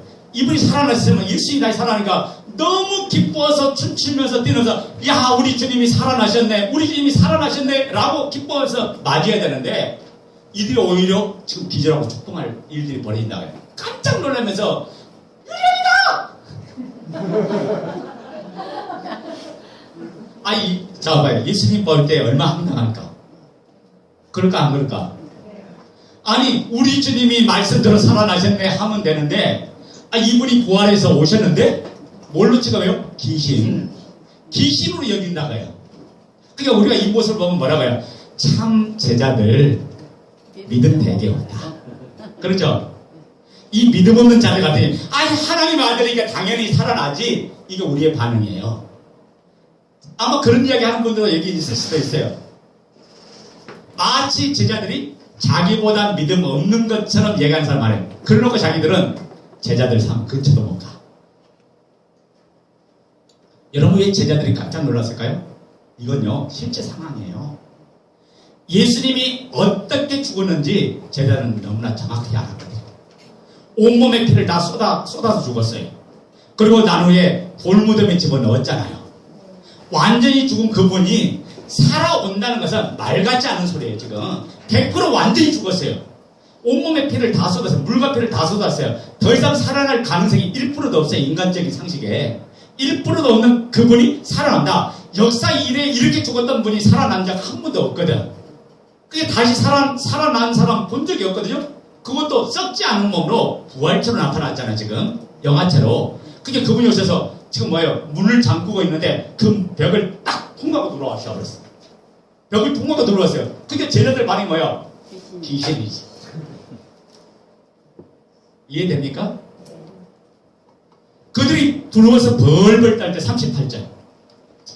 자, 38절이고요. 예수께서 시작. 예수께서 이르시되 어찌하여 두려워하며 어찌하여 마음에 의심이 일어나느냐. 이분이 제자들을 책망하면서 손과 발을 보여주세요. 자, 만지라는 거예요. 여러분, 귀신은 만질 수가 있다 없다?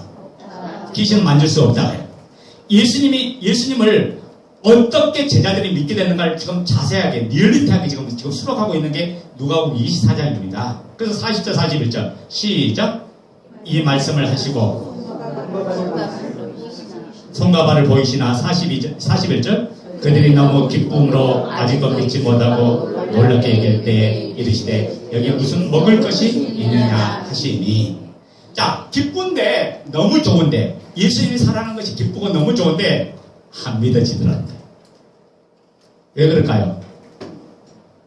여러분, 인간의 생각이 세상의 길들은 그 생각에 사람은 죽으면 끝나는데 다시 살아났다는 것 자체가 못 믿겠다는 거야. 이분이 다시 살아났다는 것은 기쁜데 안 믿어지는 거야.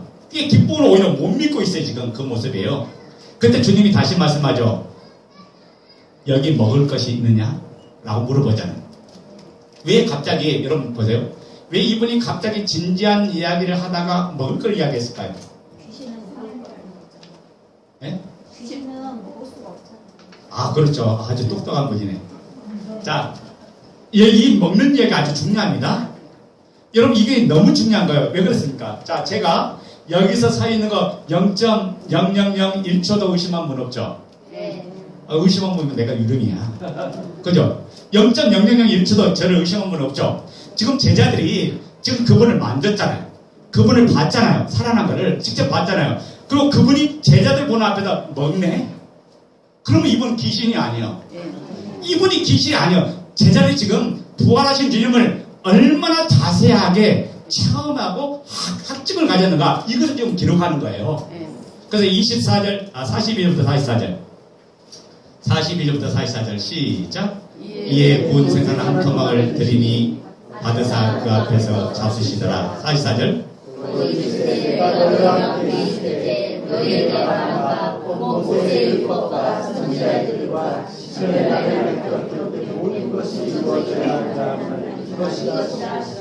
아멘. 자, 이분이 뭐라고 말합니까? 모세의 율법 선지자의 글 시편, 이것을 이야기하지 않냐? 이것이 이루어지지 않다. 전부 다 누구에 대한 거야? 당신에 대한 이야기잖아요. 이분이 오셔서 죽으시고 다시 살아나실 것을, 부활할 걸 전부 다 이야기하잖아요. 이분이 고난받고 죽은 지 장사된 지 3일 만에 부활하실 것을, 이것이 성경을 그대로 이루어야 하지 않느냐? 이분이 지금 말씀을 이야기하잖아요. 자, 왜 제자들에게 이걸 자세하게 리얼하게 보여줄까요? 딱 하나예요. 전능자가 이 땅에 오셔서 별 볼 일 없는 제자를 부르신 이유는 딱 하나입니다. 그건 뭐냐면 무식에도 상관없다는 거야. 너는 본 것을 그대로 전하라는 거야. 아멘. 그래서 부르시고 구약에 예언된 엄청난 것들을 제자들 앞에서, 눈앞에서 그대로 보여주신 거예요. 부르신 이유는 딱 한 가지예요. 본 것을 증거해야 할 자가 필요하다는 거예요. 너희는 이 모든 일에 중인이라고 지금 이야기해요. 이것이 복음서에 기록되는 거예요. 예수님께서 진짜 하나님이신 것은 그냥 믿어져서 믿는 것이 아니고, 그렇게 믿는 것은 무너진다는 거예요. 지금 제자들이 이걸 얘기하는 거예요. 내가 그 현장에, 내가 기적의 현장에, 능력의 현장에 다 가서 봤지만 결국은 내가 실패하고 말았어. 근데 이분이 살아나는 걸 내가 직접 봤기 때문에 이제는 내가 이분을 위해서 내 생명 들과 마땅하다는 거예요. 이분이 영원한 것이 확실하니까, 이분이 하나님이신 거니까 영원한 것이 확실하고, 천국이 있는 게 확실하고, 이분이 하신 모든 말씀이 다 진짜라는 거예요. 그러니까 나는 죽어도 영원히 산다는 거예요. 이게 딱 실제가 되니까 제자들에게는요, 그때부터는 모든 성경 말씀이 창세 때 요한계시록까지 다 실제가 되는 줄로 믿습니다. 많은 사람들이 그래요. 당신이 어떻게 예수를 믿었습니까? 그러면 예수님이 우리 죄를 위해서 십자가에서 죽으셨기 때문에 나는 그걸 믿는다는 분도 있어요. 그래서 이것이 믿어져서 믿는다고 이야기합니다. 근데 반대로 제자들에게 한번 물어보세요. 제자들에게 물어보면 뭐라고요? 예수가 하나님인 것을 어떻게 믿게 되었냐고 물어보면 정확하게 이분은 이렇게 대답하죠. 제자들은 이분이 구약에 예언된 대로 부활하셨어. 그래서 내가 그분을 믿는 거야. 이분이 바로 하나님이세요. 이분이 바로 우리의 주인이야.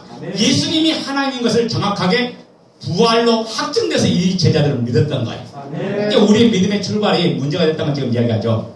우리는 지금까지 전제된 믿음으로 살았어. 그러니까 성경 말씀은 하나님 말씀이니까 이 말씀을 믿으려고 했던 거예요. 그게 아니라 신앙의 출발은 예수가 누구냐, 이분이 하나님인 것을 여기서부터 믿고 여기서 출발할 때 그 믿음은 정확한 믿음이 될 줄로 믿습니다. 자, 다시 이야기할게요. 에베소서 2장 8절에 보면 믿음은 그 은혜로 인하여 믿음을 선물로 준다고 했죠. 그 은혜로 인하여 구원을 얻었다고 했고, 이 구원은 하나님의 선물이라고 했어요. 자, 믿음 자체가 하나님의 선물, 이 구원 맞습니까? 믿음은 하나님의 선물이죠. 자, 그러면 잘 보세요. 하나님께서 나에게 믿음을 줬을 때 한 95%만 주셨어. 5%는 부족하니까 너가 채워. 이렇게 줬을까요? 아닙니다. 그분이 내게 주실 때는 100% 완전한 믿음을 준 줄로 믿습니다. 그러니까 하나님께서 이루신 구원은 완전한 거예요. 그분이 내게 믿음 줬을 때는 그 믿음은 100이지 90%, 9%도 아니고 내가 뭔가 채워야 될 부분이 있는 것이 아니라 완벽한 믿음을 주셨다고요. 그러니까 그 믿음은 흔들 수 있어요, 없어요? 흔들 수 있어요. 하나님 믿음이 딱 들어오는 순간부터 상황과 환경과 여건과 상관없이 그분의 말씀은 실제고, 그분의 모든 말씀은 누리는 거고, 그분의 모든 말씀은 다 믿는 거예요. 이게 하나님의 사건이, 하나님의 역사죠. 그러니까 우리가 이것이 안 되면 문제가 되는 거죠. 그러니까 우리가 이 믿음에 대한 부분이 바르게 세우지 않으면 오늘 문제가 되는데, 자, 믿음 뭐냐? 부활하신 예수가 누구냐? 이분이 하나님이시냐? 이것만 중매 되면 전체가 다 이분 앞에 굴복된다. 아멘. 그래서 제가 3년 가까이 우리 성도들에게 이 복음의 말씀을 전했어요. 제가 계속 반복하고 계속 반복하면서 계속 전했어요. 그랬더니 혼미가 떠나가고 영적인 비늘이 벗겨지고 그들이 이 복음을 받아들이더니 누리는 사람으로 바뀌어버린 거예요. 그래서 만날 때마다 매일매일 자기들이 전도하지 마라 그래도요, 자기들이 알아서 전도해요. 자기들 교제하고. 그리고 이제 저희가 이제 지금 현재 교회 형편 사정상 때문에 건물이 갑자기 물이 들어와요. 건물이 세가지고 오래된 건물이다 보니까 대로변에 있는 건물이다 보니까 또 워낙 비싸고 또 전처럼 가깝다 보니까 그런데 그래서 한 수씩 건물을 옮겼어요. 옮겼는데 갑자기 옮기려다 보니까 거기 인테리어는 또 비싸게 해놨잖아요. 여러 가지 모든 문제가 조건이 안 좋아. 안 좋은데 그러다 보니까 지금 어디서 예배드냐? 가정에서 예배를 드려요. 집에서 예배를 드는데 가정에서 드리면 여러분 새벽 예배 할 수 있어요? 없어요? 아니 힘들잖아요. 할 수 있죠. 힘들잖아요. 가정에서 만약에 기도하면 아까 여기 하늘 향기 있잖아. 와카레 위대로 스바라 그 해버리면 그 집 쫓겨나요. 그래요 안 그래요? 난 제일 부러운 게 뭐냐면 우리 강도사님 찬양하면서 막 하는 그 모습 보면서 나도 일어나서 춤추고 싶어. 너무 부러운 거야. 왜? 못하니까. 가정에서 하다가 그게 안 돼요. 그러니까 밖에 나가면 막 우리 애들이 밖에 나가면 막 살만 나는 거야. 그런데요, 조건이 최악의 상태야. 최악의 상태인데 우리 공동체는 100% 전체가요. 그 가정에서 못 들으면 뭘로 받냐? 전화로 받아요. 전화로 받고 매일매일 간접문이 들어요. 매일매일 간접문을 써요. 그러니까 매일매일 간접문이 11통은 들어와요. 매일매일. 그러니까 간접문 그렇게 쓰고 그들이 그 안에서 이 간접문을 써주면서 뭐가냐? 믿음의 성장, 믿음의 진보가 나타나는 거예요. 아멘. 그들이 간접문을 쓰면서 뭘 하냐면 거기서 성령의 음성을 듣더라고요. 그러니까 제가 분명히 설교를 1에서부터 5까지밖에 설교를 안 했거든요. 그런데 간증문을 써준 사람들이 설교 안 한 6, 7, 8을 쓰는 거예요. 그러면서 그들이 같이 혼자만 하는 게 아니라 공동체의 토양 자체가 같이 믿음의 진보가 일어나고 믿음의 성장이 일어나는 거예요. 그러면서 왜 하나님께서 간증문을 하게 하셨는가? 이 간증문을 왜 쓰게 하셨는가? 공동체를 이렇게 양육시키는 거구나. 공동체를 이렇게 훈련시키구나. 이게 정확하게 보여지니까 거기서 저는 설교의 방향을 얻어요. 성령의 음성을 듣잖아요.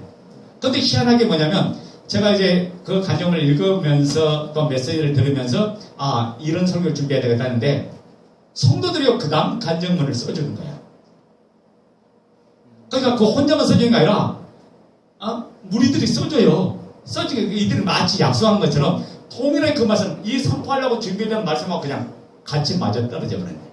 이러면서 공동체를 하나님께서 그렇게 양육해 가는 거라.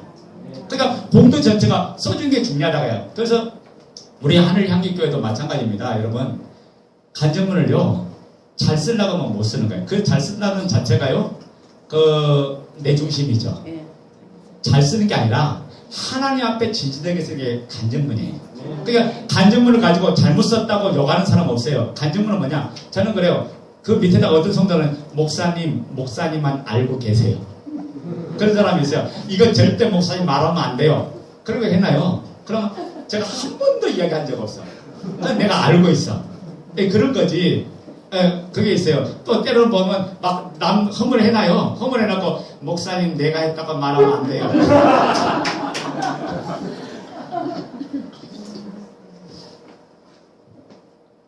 왜 목회자가 그게 필요한지 아세요?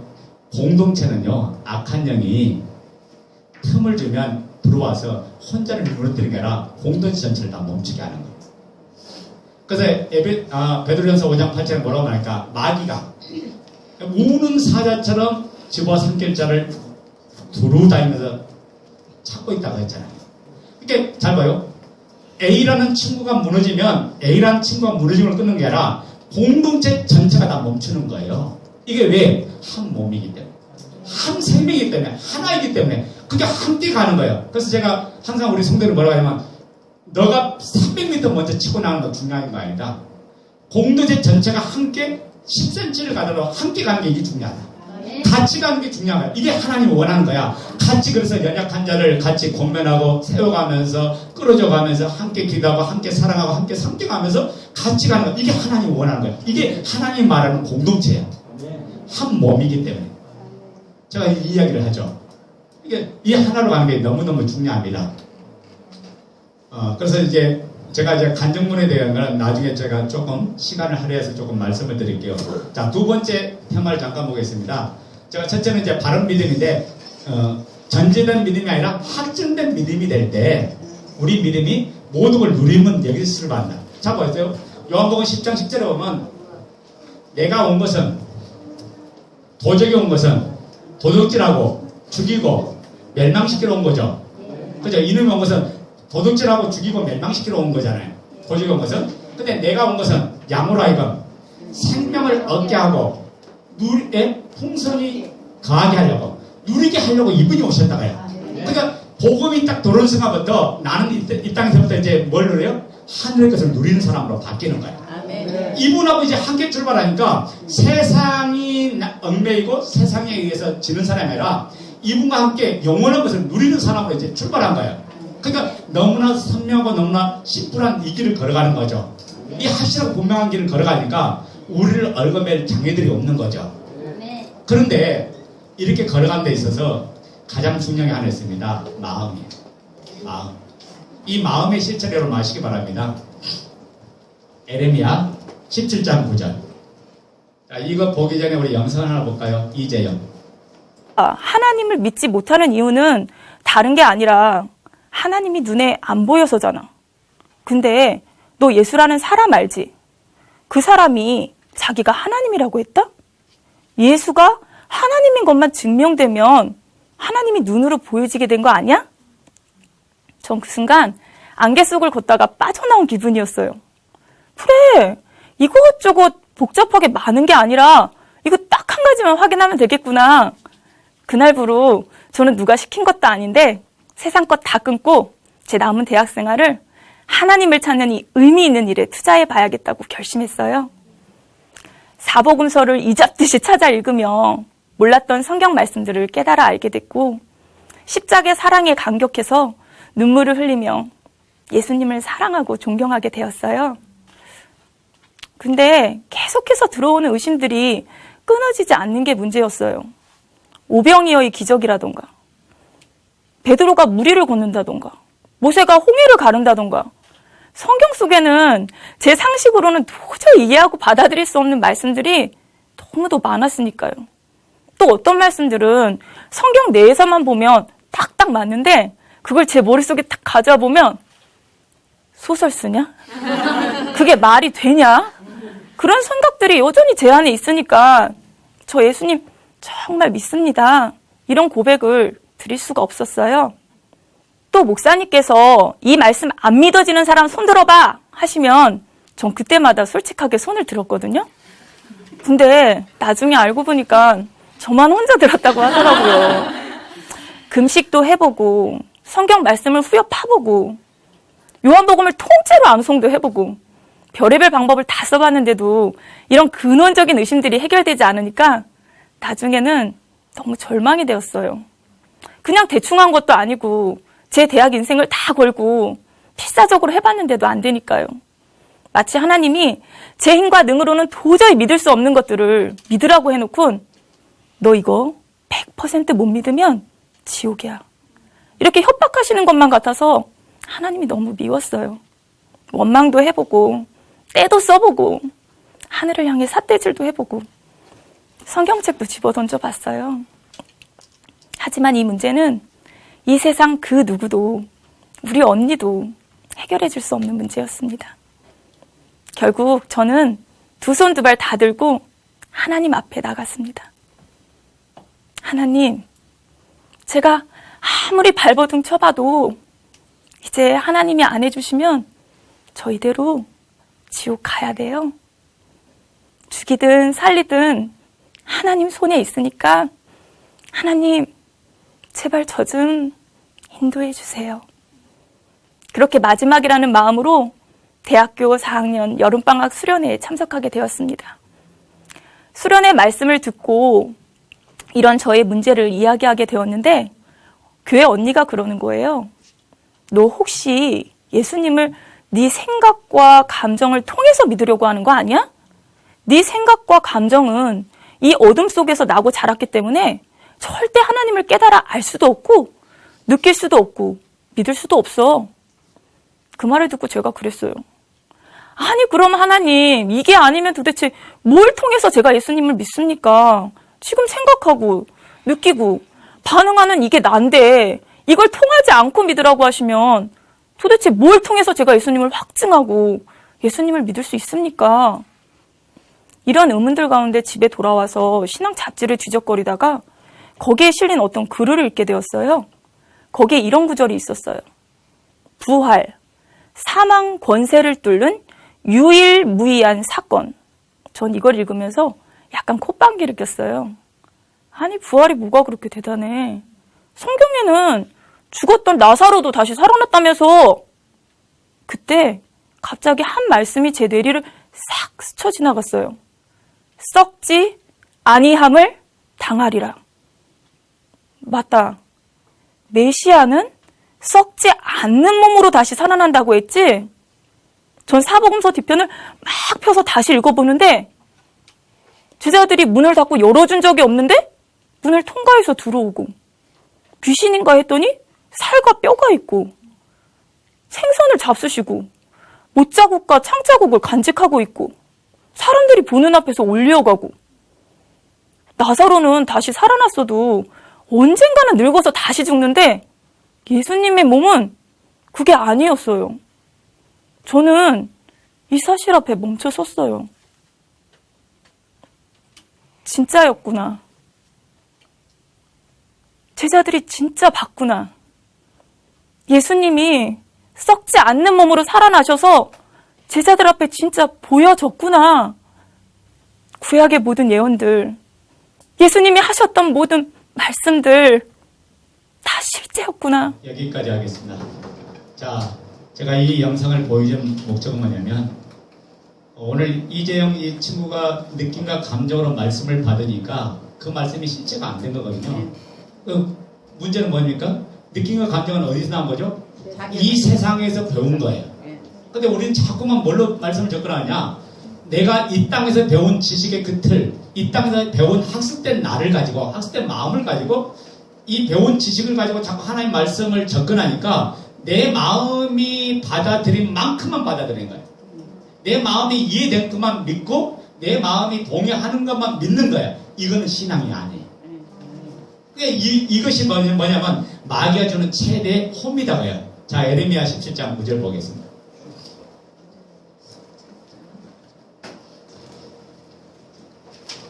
에레미야 17장 9절. 자, 다 같이 읽어요. 시작. 만물보다 거짓되고 심히 부패한 것은 마음이라 누가 능히 이를 알려 아는. 자, 여기 보면 만물보다도 거짓되고 부패한 것이 뭐다고요? 마음이래. 그러니까 우리 마음이 이 땅의 모든 만물보다도 가장 부패된 게 우리 마음이래요. 그러니까 이 마음, 이 부패되고 거짓된 이 마음을 가지고 예수를 주로 믿으려고 하니까 못 믿는 거예요. 그래서 안 믿어지는 거예요. 그러니까 마음의 자극에 의해서 내가 예수를 믿겠다. 이거 지금 착각하는 거죠. 마음의 자극에서 아니 내 마음이 하루도 12번 바뀌는 게 내 마음이잖아요. 오늘 좋았다가 갑자기 기분 나쁜 일이 생기면 금방 기분 나빠지잖아요. 좋았다가 나빴다가 울었다가 웃었다가 이게 우리의 마음이잖아요. 여기다가 하나님을 믿는다. 이것으로 예수를 주로 믿는다. 이 모든 것들은 마귀가 주는 최대 홈이다가요. 그러니까 마음은 어떤 존재다? 이미 부패하고 타락한 마음이라고요. 이게 뭐냐? 옛사람과 함께 된 이 마음이야. 이게 옛사람과 함께 된 이 마음을 가지고 그 하나님을 내가 믿어보려고 하니까 안 믿어지는 거죠. 이게 문제죠. 또 로마서 1장 28절부터 32절에 보면 마음에 사형 선고를 냈다고요. 하나님을 두기 싫어하며 이 마음에 하나님은 사형 선고를 줬다고 했어요. 그러니까 이미 사형당한 이 마음, 이 부패된 이 마음으로 하나님을 믿으려고 하니까 안 믿어지는 거죠. 그러니까 마음에다가 자꾸 하나님을 믿으려 하면 어떤 일이 생깁니까? 마음이 좋을 때는 그 말씀에 아멘이에요. 어디까지 올라가요? 하늘까지 올라가죠. 내 기분이 없다면 계속 올라가죠. 근데 기분이 나쁘면 똑같은 말인데도 그 말씀에 반응이 어떻게 나요? 짜증내고, 성질내고, 분내고. 그러니까 여기다가 마음에다가 예수를 주로 확정하는데 여기다 넣어버리면 우리가 전부 다 속고 당한다가요. 자, 하나님이, 잘 보세요.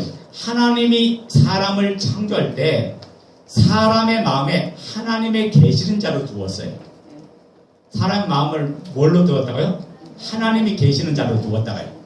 마음이 하나님 자리고 마음에 하나님만 계셔야 되는 게 당연한 거죠. 네. 그렇죠? 하나님으로 가득 채워야 되는 게 이게 당연한 거죠. 근데 다른 것이 마음에 뭘로 왔어요? 주인이 된 거예요.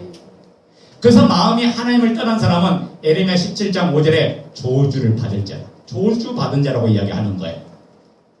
그래서 죄성으로 가득한 이 마음을 가지고 자꾸 하나님을 믿어보려고 하는 게 오늘 우리의 모습이다가요. 타락한 마음으로 믿어보려고 하는 건 이게 문제예요. 그러나 여러분, 타락한 마음으로 예수를 믿는 게 아니라 역사적인 사실, 믿을 만한 그 증거, 이 팩트를 통해서 그분을 믿는 거인 줄로 믿습니다. 그래서 이분이 부활하시냐 안 하시냐, 내 마음이 느낌이 오든 안 느끼든 상관없어요. 우리 교회에 이제 티가 나는 애가 하나 있어요. 얘가 확증이 안 되는데 그 2명 중에 한 애가 걔예요. 확증이 안 되는데 이 친구가 2년 몇 개월을 같이 말씀을 들었어요. 근데 늘 말씀을 어떻게 하냐면 자기 안에 갇혀서 말씀을 반응하는. 근데 이번부터 이제 간증이 달라졌어요. 그러니까 이 친구 곧 확증된 것 같아요. 간증이 달라졌어요. 자기 안에서 갇혀서 썼던 간증이 점점 바뀌었어요. 바뀌어가면서 이번부터 달라지더라고요. 그래서 아, 얘한테 소망이 있구나. 이 엄마도 안 됐거든. 근데 엄마가 먼저 더 빠져나온 거예요. 빠져나오더니 얘도 이제 22살인가 3살인데 얘도 이제 지금 빠져나오는 이 과정 속에 있는데, 그래서 오늘 제가 걔 가져가 특별히 2편을 이렇게 있게 만든 거예요, 오늘. 자, 그러니까 잘 보세요. 이 역사적인 사실, 그 중거를 통해서 이 부활을, 예수를 믿어야지 내 느낌과 감정을 통해서 내가 지식하고 이해하고 동의해서 믿으려고 하면 전부 다 이 혼미에 빠진다고 해요. 그래서 사실에 반응할 때 믿음의 시작은, 따라서 합니다. 믿음의 시작은 사실로 되어지는 거다. 사실로 되어지는 거다. 예. 사실에 반응할 때 그 사실로 확증되어질 때 믿음이 되는 거예요. 그래서 우리 모두 부활을 통해서 예수님을 믿는 건데 무엇으로 자꾸 믿으려고 하니까 의심이 생기고 안 믿어진다고요? 내 마음에 안 믿어지는데요? 이 티가 나는 친구가 그래요. 목사님 안 믿어져요. 못 믿겠는데요? 그렇게 해요. 그래서 제가 하도 답답해서 제가 사는 곳이 지금 사당 일동이거든요. 하도 답답해서 뭐라고 하냐면 소연아, 이름 얘기하면 안 되는데, 소연아, 우리들 가장 가까운 전철역이 이수역하고 남성역이에요. 4호선하고 7호선, 이수역 남성역인데, 소연아, 여기 이수역 다음에 남성역이지, 너 안 가봤다고 해서 남성역 없는 거냐? 너는 안 가봐서 이게 다른 사람이, 모든 사람이 다 가본 사람이 남성역이 있다는데 너는 안 가봤다고 해. 난 남성역 없어요. 난 못 믿겠어요. 한다고 남성역이 없어지냐? 너 미국 안 가봤지? 미국 있어 없어? 있어요. 또 이순신 장군 알아 몰라? 알아요. 이순신 장군 있는 거 어떻게 알아? 역사책이에요. 그 이야기 하더라고. 그러니까 너 그거 어떻게 알아? 그러니까 역사를 보고 안 돼요. 역사가 사실이잖아요. 팩트잖아요. 이 사실을 보고 안 돼요. 근데 너는 역사를 보고 믿으면서 왜 예수가 부활하신 거, 이분이 하나님인 걸 왜 안 믿냐? 그러니까 그러네? 그러더라. 그러면서 계속 이 친구가요, 나는요, 그러면서 꼭 뭐냐, 나. 이런 간증문을 적을 때 나에게 반응하면 안 돼요. 제가 하늘향기교회 간증문을 좀 봤거든요. 근데 우리 하늘향기교회가 간증문에 변화가 일어날 때 이 믿음의 놀란 역사가 일어날 줄 믿습니다. 왜 그러냐면 하늘향기교회가 어디에 반응하냐면 여기 강단에 선포하는 우리 강도사님 말씀, 이 말씀에 반응해서 비춤을 받아야 돼요. 그 말씀에 반응. 왜 자꾸 삶에다가 적어주려면요, 간증문 적을 게 있던가요, 없던가요? 없어요. 삶을 쓰다가 보면 내가 오늘은 이렇게 살아야지, 기도 이렇게 해야지, 이렇게 했어요. 그 다음에 쓰려고 하면 또 다시 써야 되잖아. 2번 쓸 수 있어요. 3번 쓰려고 하니까 양심 있지. 그리고 또 낯짝이 있다고. 이제 못 쓰는 거야. 부담스러워서 간정문을 못 쓰. 그래서 간정문 못 쓰는 거예요. 간정문 그렇게 쓰는 게 아니라 간정문 뭐냐? 선포된 그 말씀에 반응해서 나에게 비춰진 것만 쓰는 거예요. 네. 거기에 말씀에 따라서 하나님의 음성을 듣고 그 말씀에 따라 써줘야 여러분 그 속에서 성령의 음성을 듣는 거예요. 근데 자꾸만 어디다 쓰려고 그래요? 삶으로 쓰려고 그래요. 삶으로 쓰려고 하면요, 삶을 그렇게 살고 와야 되는데 안 살아지는데 어떻게 쓰는 거예요? 말씀에 반응 쓰다 보면 나는 이미 삶이 바뀐 자가 된 줄로 믿습니다. 희한하게 뭐냐면 성령께서 그렇게 바꿔버려요. 네. 내가 그렇게 반응하고 계속 썼다 보니까 어느덧 이미 그런 자가 돼 있더라는 거예요. 네. 이게 간정문 쓰는 노하우입니다. 이게 간정문을 그렇게 쓰셔야 돼요. 그렇게 쓰면 누리는 역사 일어난 거예요. 그래서 우리가 부활을 통해서 예수님을 믿는 건데 마음에다가 두면 어떤 때는 믿을만 한데 어떤 때는 못 믿는 거예요. 이게 작용되는 거죠. 그러니까 우리 마음을 보면 마음을 들여다보면서 예수님을 확신하려면 답이 있어요, 없어요? 그래서 답이 없는 거예요. 작전 기도하면서 성경을 파고 기도하고 뭐 차례하고 그런데요, 막상 어떤 상황이 닥쳐오면 무너진 게 우리 모습이잖아요. 답이 없다가 말이에요. 왜 답이 없을까요? 마음에 들면 상황 따라 흔들리기 때문에 그래요. 그래서 우리가 마음으로 자꾸 받으면 말씀을 듣는 그 순간에는요, 그 말씀이 맞는 것 같아요. 그래서 그 말씀 앞에 아멘할 수 있어. 그런데 막상 실생활로 들어가면 현실과 상황이 우리 속에 딱 와버리면 내 마음에서 받았던 감정이 싹 사라져요. 사라지면서 뭐예요? 현실이 딱 들어오니까 말씀이 안 보여. 그때부터 어떻게 해요? 그 현실이 나를 딱 지배해줘. 그러니까 내가 어디에 반응한 거예요? 마음의 작용에 반응해서 말씀을 받았기 때문에 그 문제가 생긴 거죠. 그래서 세상 지식으로 길들여진 이 마음, 이 애성, 여기다 반응하면 혼미에 빠진다. 그 말이에요. 그러니까 이런 사람의 믿음의 근거는 뭐냐? 마음에 의해서 모든 믿음을 있고 없고가 결정되는 거예요. 그러니까 한마디로 이 믿음은요, 흔들려버리는 믿음이죠. 자, 우리의 마음을 하나님은 너무나 잘 아실까요? 모를까요? 잘하죠. 너무나 잘 아시는 하나님께서 믿을만한 확실한 증거를 통해서 믿게끔 하셨다고요. 네. 아멘. 그래서 우리 사도행전 17장 30절 31절 말씀 잘 알잖아. 알지 못하던 시대는 하나님이 허물지 아니하셨거니와 이제는 어디든지 사람을 다 명하사 회개하라 하셨으니 이는 정하신 사람을 하금 천하를 공의로 심판할 날을 작정하시고 이에 저를 죽은 자 가운데서 다시 살리신 것으로 모든 사람에게 믿을 만한 증거를 주셨습니다. 아멘. 예. 그러니까 하나님께서 모든 사람에게 믿을 만한 증거를 주셨다고요. 이 증거, 예수 그리스도가 부활하셨으면 이분 하나님이잖아요. 그 이분 하나님이니까 이분을 마음에 받아들이면 이분을 그때 마음에 받는 거예요. 자, 그러니까 어떤 친구는 그래요. 아니 그러면 내 마음은 마음인데 그럼 나는 뭐야? 이제 이게 내 마음이 없다고 하니까 이게 이제 문제가 되는 거죠. 그죠? 자, 그러면 제가 이 부분을 정리를 해줄게요. 예수님을 주로 믿기 전에 내 마음은 어떤 마음이에요? 타락한 마음이잖아요. 예수를 주로 믿기 전에는 내 마음은 재생으로 된 마음이다요. 옛사람이 형성된 그 마음이. 그래서 타락한 마음은 근본적으로 하나님을 두기 싫어해요. 하나님을 두기 싫어해요. 그리고 이 마음은 주인은 누구예요? 자기가 주인이에요. 이 마음의 주인은 자기가 주인인 거죠. 그래서 마음이 이미 병들어 있고 마음이 왜곡되어 있다 보니까 모든 것을 자기의 느낌, 감정에 따라서 감정에 의해서 반응하는 거죠. 이 마음은. 그래요, 안 그래요? 근데 믿음은 잘 보세요. 믿음은 내 마음에서 오는 게 아니라 예부에서 들어오는 것이 믿음이다. 믿음은 어디에 들어온다고요? 예부에서 오는 증거를 통해서 믿음이 생기는 거예요. 그래서 하나님은 내 마음의 주인으로 오시겠다는 거예요. 더 이상 옛사람의 제 사람의 종이 되어 살게 하지 않으려고 이분이 내 마음의 주인으로 오시겠다는 거죠. 그래서 로마서 10장 9절 봅니다. 로마서 10장 9절.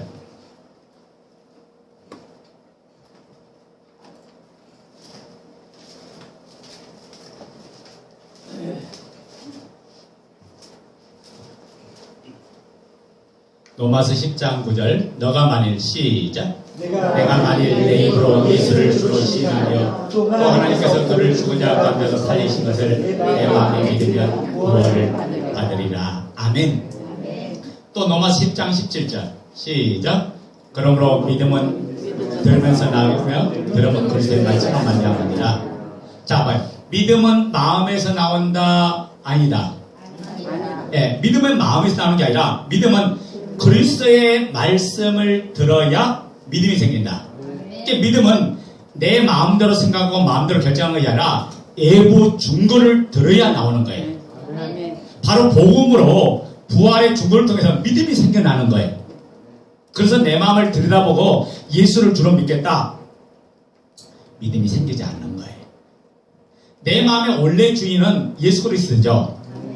그러니까 그분이 내 마음에 지금 주인으로 오시겠다는 거야. 근데 뭘 통해서? 이 믿음, 이 말씀, 이분이 부활하신 이 사건을 통해서 그분을 인정할 때 내가 너의 안에 들어가서 내가 너의 주인 되어줄게.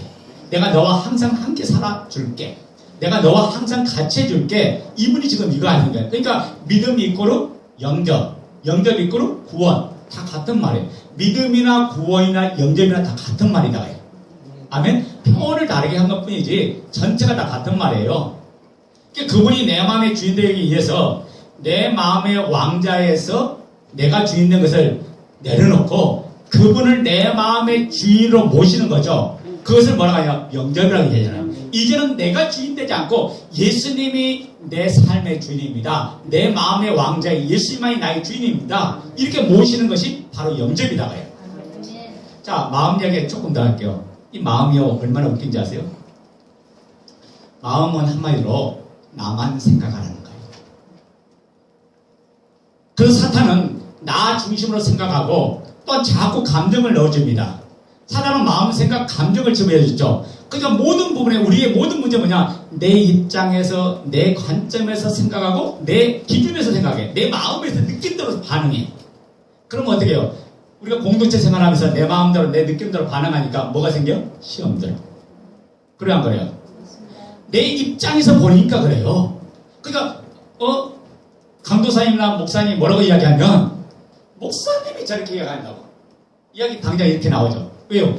내 입장에서 내 마음의 느낌대로 이게 반응하니까 그러죠. 그러니까 내 입장에서 보니까 이게 공동체가 문제가 되고 시험이 되는 거죠. 여러분 내가 주인 돼서 보는 것은 마귀가 주인이에요. 내가 주인 된 거죠. 그래서 내 마음에 일어나는 감정, 생각을 포기하고 예수님을 내 마음의 주인 됐을 때 예수님의 입장에서 보면 예수님의 입장에 보면 보이는 게 달라진다고요. 아멘? 그러니까 그분을 통해서 봐야 되는데 우린 전체가 뭘로 봐요? 내 느낌, 내 감정, 내 입장에서 보고 내 입장에서 해석하니까 공동체를 볼 때도 그렇게 보는 거예요. 그래서 주님이 그랬죠. 너희 안에 무슨 마음을 가져라? 예수의 마음을 가져라. 빌립보서 2장 5절이잖아요. 주님의 마음을 가지라는 말은 이런 말이에요. 내 마음과 내 마음이 있고 주님의 마음이 있다는 말이 아니에요. 제가 이제 이걸 다음 시간에 이야기하겠지만은 그래서 이번에는 하여튼 그런 쪽으로 그분이 이제 말씀을 주시는 것 같아요. 다음 시간에 이야기했지만은 우리가 부활 확정된 사람이 왜 못 누리는가? 왜 그리고 복음을 더 누리고 달려가는데 왜 못하는가? 그것은 뭐냐면 옛사람의 죽음이 선명치 않기 때문에 못 누리는 거거든요. 그 못 누리는데 자꾸 뭐냐면 내 입장, 내 관점에서 뭐든지 보게 만드는 게 이게 마귀의 가장 큰 미혹이다. 자 보세요. 예수님의 제자였던 가룟 유다가 예수님에 대해서 실망했어요. 왜 실망한지 아세요? 이 가룟 유다는 열심당원이에요. 우리 식으로 말하면 독립군이에요. 나라와 민족을 향한 특심한 열심이 있는 사람이에요. 그래서 로마의 압제에서 예수 그리스도를 뭘로 봐냐? 정치적인 메시아로 본 거예요. 로마의 압제에서 이분이 오시면 해방시켜줄 줄 알았거든요. 근데 이분이 오셔서 뭐예요? 로마의 압제에서 해방시켜주는 게 아니라 뭐하고 있습니까? 하늘을 이야기하고 천국을 이야기하고 영원한 걸 이야기하니까 이 가룟 유다가 실망한 거죠. 가룟 유다가 뭐 한 거예요? 돈깨를 맡은 사람이잖아요. 그러니까 이 가룟 유다가 어떻게 합니까? 이제는 예수님에게 실망하니까 그의 관심은 뭐예요? 돈이에요. 그 순간에 잡아요. 가룟 유다의 마음속에 가졌던 생각 속에 누가 생각을 집어였냐? 요한복음 13장 2절에 보면 마귀가 가룟 유다에게 생각을 딱 집어줬다고 했어요. 집어여놓고 이러면 딱 빠져버린 거예요. 그 빠졌는데 그 생각을 붙잡은 내가, 생각을 붙잡은 가룟 유다가 누굴 바라봤어요? 예수를 은삼십에 팔고 말아버린 거야. 그러니까 내 생각에 자꾸 붙잡고 있는 순간부터 나는 그때부터 누굴 돕는 거예요? 사탄을 돕고 있는 거예요. 이 마귀를 돕는 자가 되고 마는 거죠. 그러니까 어떻게 해요? 그러니까 내 입장에서 내 관점은 자꾸 공동체를 보고 형제를 보고 교회를 보고 목회자를 보고 자매를 보고 공동체를 자꾸 그렇게 보니까 어떻게 해요? 내 입장에서 보니까 불판이 나오냐? 불명이 왜 제가 오늘 자꾸 햄입니다. 불만. 예, 다 합치라고. 제가 급해서 그럽니다. 자꾸 내 불만이 생기고 원망이 생기고 남 탓이 생기고 그리고 자기 입장에서 생각은 전혀 생각하지 안 해요. 자기가 잘못한 거 생각하지 않아요. 근데 남이 나에게 해준 거, 섭섭한 거 모든 것만 전체 들어가면 이게 복음이 아니에요. 자, 복음이 들어오면 예수님과 내가 하나가 됐죠. 하나가 되면 이게 바로 공동체예요. 삼일째 하나님 그분이 내 안에 들어와 계시면서 나는 그분과 딱 공동체로 잃어버린 거야. 이게 연합이에요. 이게 가장 최소의 연합입니다. 이게 공동체 이 공동체가 모여서 내가 그리스도의 뭐가 된가? 지체가 된 거예요. 그분의 팔, 그분의 다리, 그분의 몸 역할을 그분이 몸이 됐을 때는 내가 지체가 되는 거고 그분이 머리가 됐을 때는 내가 그분의 몸이 되는 거죠. 이게 교회다고요, 교회. 그러니까 이미 상대방을 내가 요구해버린다. 상대방을 미워한다. 그러면 내가 누굴 미워한 거예요? 주님을. 상대방을 미워했다. 내가 누굴 미워한 거야? 예? 이게 주님 나왔잖아요. 상대방을 미워했다. 내가 누굴 미워한 거야? 내가 내한테 요구한 거예요, 지금. 왜요? 한 몸이기 때문에. 하나이기 때문에, 한 생명이기 때문에. 그러니까 어떻게 해요? 봐요. 팔이 아프면 온몸이 아프죠? 그래요, 안 그래요? 온몸이 아픈 거예요. 무언가 이 몸의 지적 하나가 잘못되면 몸 전체가 잘못되는 거예요. 이게 공동체다요. 왜? 한 운명이기 때문에, 함께 가야 되기 때문에. 그게 전체가 다 하나로 가는 거예요. 그러니까 목회자는 뭐냐? 영적 지도자예요. 지도자가 하나님의 음성을 따라서 교회의 방향, 달려가야 될 방향을 딱 지시하면 한몸된 교회가, 한몸된 공동체가 목회자의 그 지시를 통해서 푯대를 향해 달려가는 것이 공동체예요. 이게 지도자는 기도하면서 성령의 인도 따라서 공동체가 나가야 될 방향을 가르쳐주면 그 공동체를 통해서 이제 이 공동체가 전체가 하나 되어서 목회자 더불어 한몸 돼서 이 공동체가 전진하고 나가야 된다. 그러면 세상이 감당치 못할 공동체가 되는 거예요. 세상을 이기는 공동체가 바로 여기서 되는 거예요. 그러니까 이 마음, 자꾸 여러분 내 마음에다가 이분을 믿으려고 하면 답이 안 나온다. 이게 마음의 작용에 의해서 이분이 있었다 없었다 하면 안 되는 거죠. 자, 이런 거예요. 우리가 데살로니가전서 5장 16절 이하에 보면 항상 기뻐하라, 쉬지 말고 기도하라, 범사에 감사하라. 이는 그리스도 예수 안에서 너희를 향하신 하나님의 뜻입니다.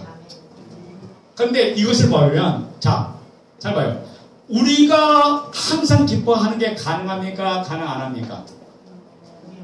우리는 가능하죠. 에? 항상 기뻐. 그게 우리가 벌써 생각이 이렇게 하는 거야. 내가 어떻게 항상 기뻐를 해? 왜? 슬픈 일도 있고, 기분 안 좋은 일도 있고, 또 어려운 일도 있고, 고통스러운 일도 있고, 어떻게 항상 기뻐해? 이게 뭐냐? 내가 주인된 마음이야. 자, 반대로 봅시다. 잘 보세요. 내 입장에서 보면 그렇게 나와. 근데 이분의 입장에서 보자고요. 하나님 입장에서. 이분이 나를 봤을 때 항상 기뻐할 수 있는 존재니까 항상 기뻐라고 한 거예요. 아멘 됩니까? 하나님 편에서 보면 아니 그분이 나를 너무나 잘 아시잖아요. 내가 기뻐할 수 없는데 기뻐하라고 했을까요? 기뻐할 수 있으니까 기뻐하라고 했을까요? 그렇죠. 이분이 이미 너와 나는 하나이기 때문에 너는 이 땅의 그 어떤 환경과 상관없이 너는 자유한 자라는 거예요. 너는 나와 함께 있는 그곳 현장이 천국이라는 거예요. 이분과 함께 너는 이 세상을 초월한 자가 됐다는 거예요. 그래서 골로새 3장에 보면 그 그리스도와 함께 살리심을 입었으면 위를 바라봐라. 땅의 것을 보지 말고 위의 것을 향하라. 위를 바라봐라. 이게 골로새 3장 1절의 말씀이잖아요. 이분하고 함께 있는 순간 내가 이 땅에 살아도 나는 하늘나라 시민이야. 나는 그분과 항상 함께하는 사람이에요. 세상에 영향을 줄 사람이고 세상을 리드할 사람이지 세상에 지배받을 사람이 아니라는 거예요. 그러니까 이분하고 함께 있으니까 예수, 천국의 주인인 이분이 나와 함께 하니까 나는 이미 기뻐하는 자가 된 거죠. 왜? 그분이 그 기쁨에 그런 대신 이분이 나와 함께 하니까 나는 이미 기뻐하는 자로 된 줄로 믿습니다. 그래서 기뻐하라면 기뻐할 수 있는 거죠. 또 어떤 일이 그래? 아니 목사님 더 이상 감격이 안 생겨요. 자꾸만 느낀 감정을 믿으려니까 감정이 안 생기는 거지. 너희가 나를 믿지 않는 것이 바로 죄다. 이게 근원적인 죄예요. 이게 예수가 주인 되는 순간부터 우리는 모든 말씀, 그분의 창세 때 요한계시록에 있는 모든 말씀에 다 아멘하는 줄로 믿습니다. 그러니까 우리가 믿는다는 말은 내 마음대로 내 생각대로 믿는 게 아니라 그분의 하신 모든 말씀을 약속을 다 믿는 거예요. 아멘 됩니까? 성경대로 예언하신 이분이 오셔서 죽으시고 다시 살아나심을 통해서 이분이 나의 주인 되어 주셨어요. 제가 이제 우리 공동체를 볼 때 가장 큰 어려움은 뭐냐면 예수님이 우리의 주인 된다니까 예수님이 우리의 주인 된다니까 뭐냐면 이제부터는 내 인생 없네? 이렇게 된 거예요. 내 인생 없다고. 그러니까 이제부터는 내 꿈 사라졌다고. 그러니까 우리 이제 젊은 애들이 이제 그렇게 보더라고요.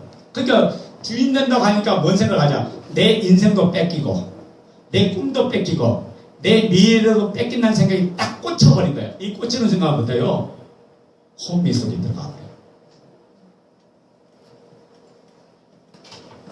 이분을 오해해서 그러죠. 제가 그렇죠. 자, 이 땅에 배운 지식으로 그분을 대하면 그 대하는 것이 맞을까요? 틀릴까요? 틀리죠. 그분이 주인 된다는 것은 내가 항상 다른 느끼는지 이분이 항상 함께 해주려고. 이분이 주인 된다면요. 너가 주인 돼서 인생이 괴로우니까 내가 주인 돼서 너와 더불어 함께 살겠다. 내가 누리게 너에게 해주려고 왔다. 이거예요. 이분이 주인 된다고 하죠. 모든 걸 다 주려고 주인 되어 오신 거거든요. 근데 이 주인 되는 이 개념은 뭐냐면 종속 관계, 종과 노예 관계, 주인과 노예 관계로 봤던 거예요. 그러니까 내가 이분이 주인 된다 그러니까 나는 이제 다 없네. 나는 다 뺏겼네. 이렇게 해석해버린 거예요. 그러니까 어떻게 해요? 한순간에 그냥 무너지고 마는 거죠. 그게 아니라 내 마음의 주인이 예수님이에요. 그러니까 그분과 이미 연합이 됐죠. 그러면 자, 예수님과 나는 어떤 게요? 한 마음이 됐어요. 따뜻합니다. 예수님과 나는 한 마음이다. 자, 그렇다면 예수님과 나는 한 마음이면 예수님 마음 따로 내 마음 따로 있을 수 있어요? 없어요? 없죠. 예수님 생각, 내 생각 따로 있을 수 있을까요? 없을까요? 없는 거예요. 왜? 하나이기 때문에. 그래서 이제부터는 내가 예수님을 통해서 뭐든지 보고 예수님을 통해서 뭐든지 생각하고 예수님을 통해서 뭐든지 나가는 사람이 이미 되어버린 거죠. 이게 부활을 놓치면요. 예수님이 주인 되어야 하니까 노력하려고 했어요. 이게 부활로 확증됐다가도 부활이 놓치면요. 예수님 주인 되어야 되니까 자기가 막 노력해. 자기가 예수님. 그게 아니라 부활은 그대로 자동적으로 되는 거예요. 자꾸 무슨 행위를 통해서 되는 게 아니라 예수님이 주인 돼서 그분의 마음으로 기도하고 성경을 봐야 되는데 자꾸만 뭐요? 내가 기도 많이 하고 성경 많이 보면 그분을 잡을 줄 알고 이렇게 생각하다. 이게 뭐냐? 자기 노력이에요. 그러니까 예수님이 주인 된다는 말은 내 노력 1%도 안 한 줄로 믿습니다. 그러니까 내 의가 1%도 안 들어간 것이 예수님이 주인 된 모습이다. 그래서 확실한 증거, 이 말씀을 통해서 여러분 믿음이 생기고 이 말씀을 통해서 역사해야 될 줄로 믿습니다. 그래서 제가 이제 정리할게요. 하나님의 선물이 믿음인데 내 마음으로 만든 게 아니죠. 그렇죠? 그 선물을 언제 주실까요? 제가 조금 전에 설명했죠. 그 선물을 언제 주신다고요? 말씀을 들을 때. 그래서 말씀을 듣는 시간은 따라서 합니다. 말씀을 듣는 시간은 생명을 받는 시간이다. 예. 로마서 10장 17절에 그렇게 말해요. 믿음은 그러므로 믿음은 들으면서 나고 들음은 그리스도의 말씀으로 되어진다. 그러니까 그 말씀을 통해서 듣는데 어떤 마음으로 들어야 되냐? 여러분 누가복음 8장에 보면 아주 중요한 말이 나옵니다. 누가복음 8장 11절부터 15절에 보면 이런 내용이 나와요. 밭이 나오는데 네 가지 밭이 나와요. 길가밭이 나오죠. 길가밭은 어떤 상태예요? 새들이 와서 찍어 먹어버린 상태죠. 그리고 돌짝밭이 나오고 가지 떨기밭이 나오고 좋은 밭이 나옵니다. 이 네 가지 밭이 나오는데 여러분 길가가 뭐예요? 수많은 사람이 발로 밟고 다니고 길가잖아요. 길가죠. 그러니까 여러분이 말씀을 듣는 이 순간에 내 마음밭이 수많은 사람이 밟고 다니는 그 밭이 되면 안 된다고요. 길가가 되면 안 되죠. 길가는 뭐예요? 수많은 사람이 발로 밟듯이 수많은 생각이 왔다 갔다 하는 그 생각으로 말씀을 받으면 마귀가 와서 다 뺏어먹는 거예요. 새들이 와서 전부 다 뺏어먹죠. 하나님 말씀의 씨앗이 내 마음에 떨어져도요. 이놈이 와서 다 뺏어먹는 거예요. 근데 옥토가 뭡니까? 좋은 것이 뭐죠? 15절에 나오죠. 좋은 땅에 있다는 것은 착하고 뭔 마음으로? 좋은 마음으로 말씀을 뭐하고? 듣고. 이게 말씀을 들을 때 어떤 마음으로 들을까? 착하고 좋은 마음이 뭘까? 착하고 좋은 마음은 진실한 마음. 착하고 좋은 마음은 사모하는 마음. 착하고 좋은 마음은 은혜를 간절히 갈구하는 이 마음이 착하고 좋은 마음이. 그러니까 우리가 하나님 말씀 앞에 내가 집중하고 몰입할 때 악한 영의 역사를 이길 줄로 믿습니다. 그때 성령님이 역사하는 거예요. 말씀을 듣는 자 속에 성령님이 역사하는 거예요. 그래서 우리가 사모하는 사람을 심령을 주님께서 만족해 주듯이 그 말씀을 통해서 하나님은 그 말씀의 은혜를 경험하게 만들어 주신다고 해요. 그래서 그 말씀을 듣고 내가 인내하면서 지켜나갈 때 옥토 같은 좋은 열매면은 그런 맛이 될 줄로 믿습니다. 그래서 하나님이 주신 것은 있었다가 없었다가 사라지는 게 아니라 하나님은 100% 정확한 걸 주신다. 그래서 여러분 말씀을 이제 어떻게 들어야 돼요? 우리가 사도행전 10장에 보면 베드로가 이방 백부장 고넬레의 초청을 받죠. 초청을 받을 때 베드로를 초청해 놓고 베드로 앞에서 말씀을 듣는데 이방 백부장이 뭐라고 고백한지 아세요? 우리가 다 하나님 앞에서 말씀을 받습니다. 이 고백했던 거예요. 사도행전 10장에 보면 33절에 우리가 다 하나님의 앞에서 말씀을 받습니다. 이 고백했어요. 자 봐요. 지금 말씀을 누가 전하는 거예요? 베드로가 전하죠. 베드로가 전하는데 베드로의 말로 받는 게 아니라 목사의 말로 받는 게 아니라 누구의 말씀 받았다? 하나님의 말씀으로 받으니까 듣는 자 속에 말씀이 그대로 역사했던 거예요. 그래서 44절에 뭐라고 말할까? 성령께서 듣는 자 속에 그대로 임해버린다. 그때 이방인들에게 성령의 놀라운 역사가 일어나 버린 거죠. 마찬가지예요. 여러분 말씀을 어떤 마음으로 들어야 된다? 하나님 앞에서. 이게 사모하는 마음이에요. 이게 하나님 앞에 듣는 자 마음이죠. 우리 또 하나 볼까요?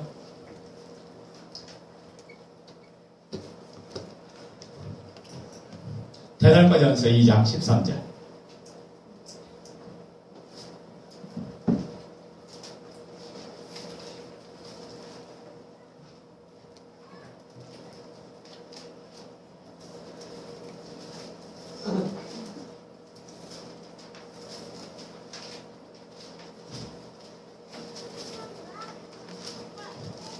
자, 데살로니가전서 2장 13절.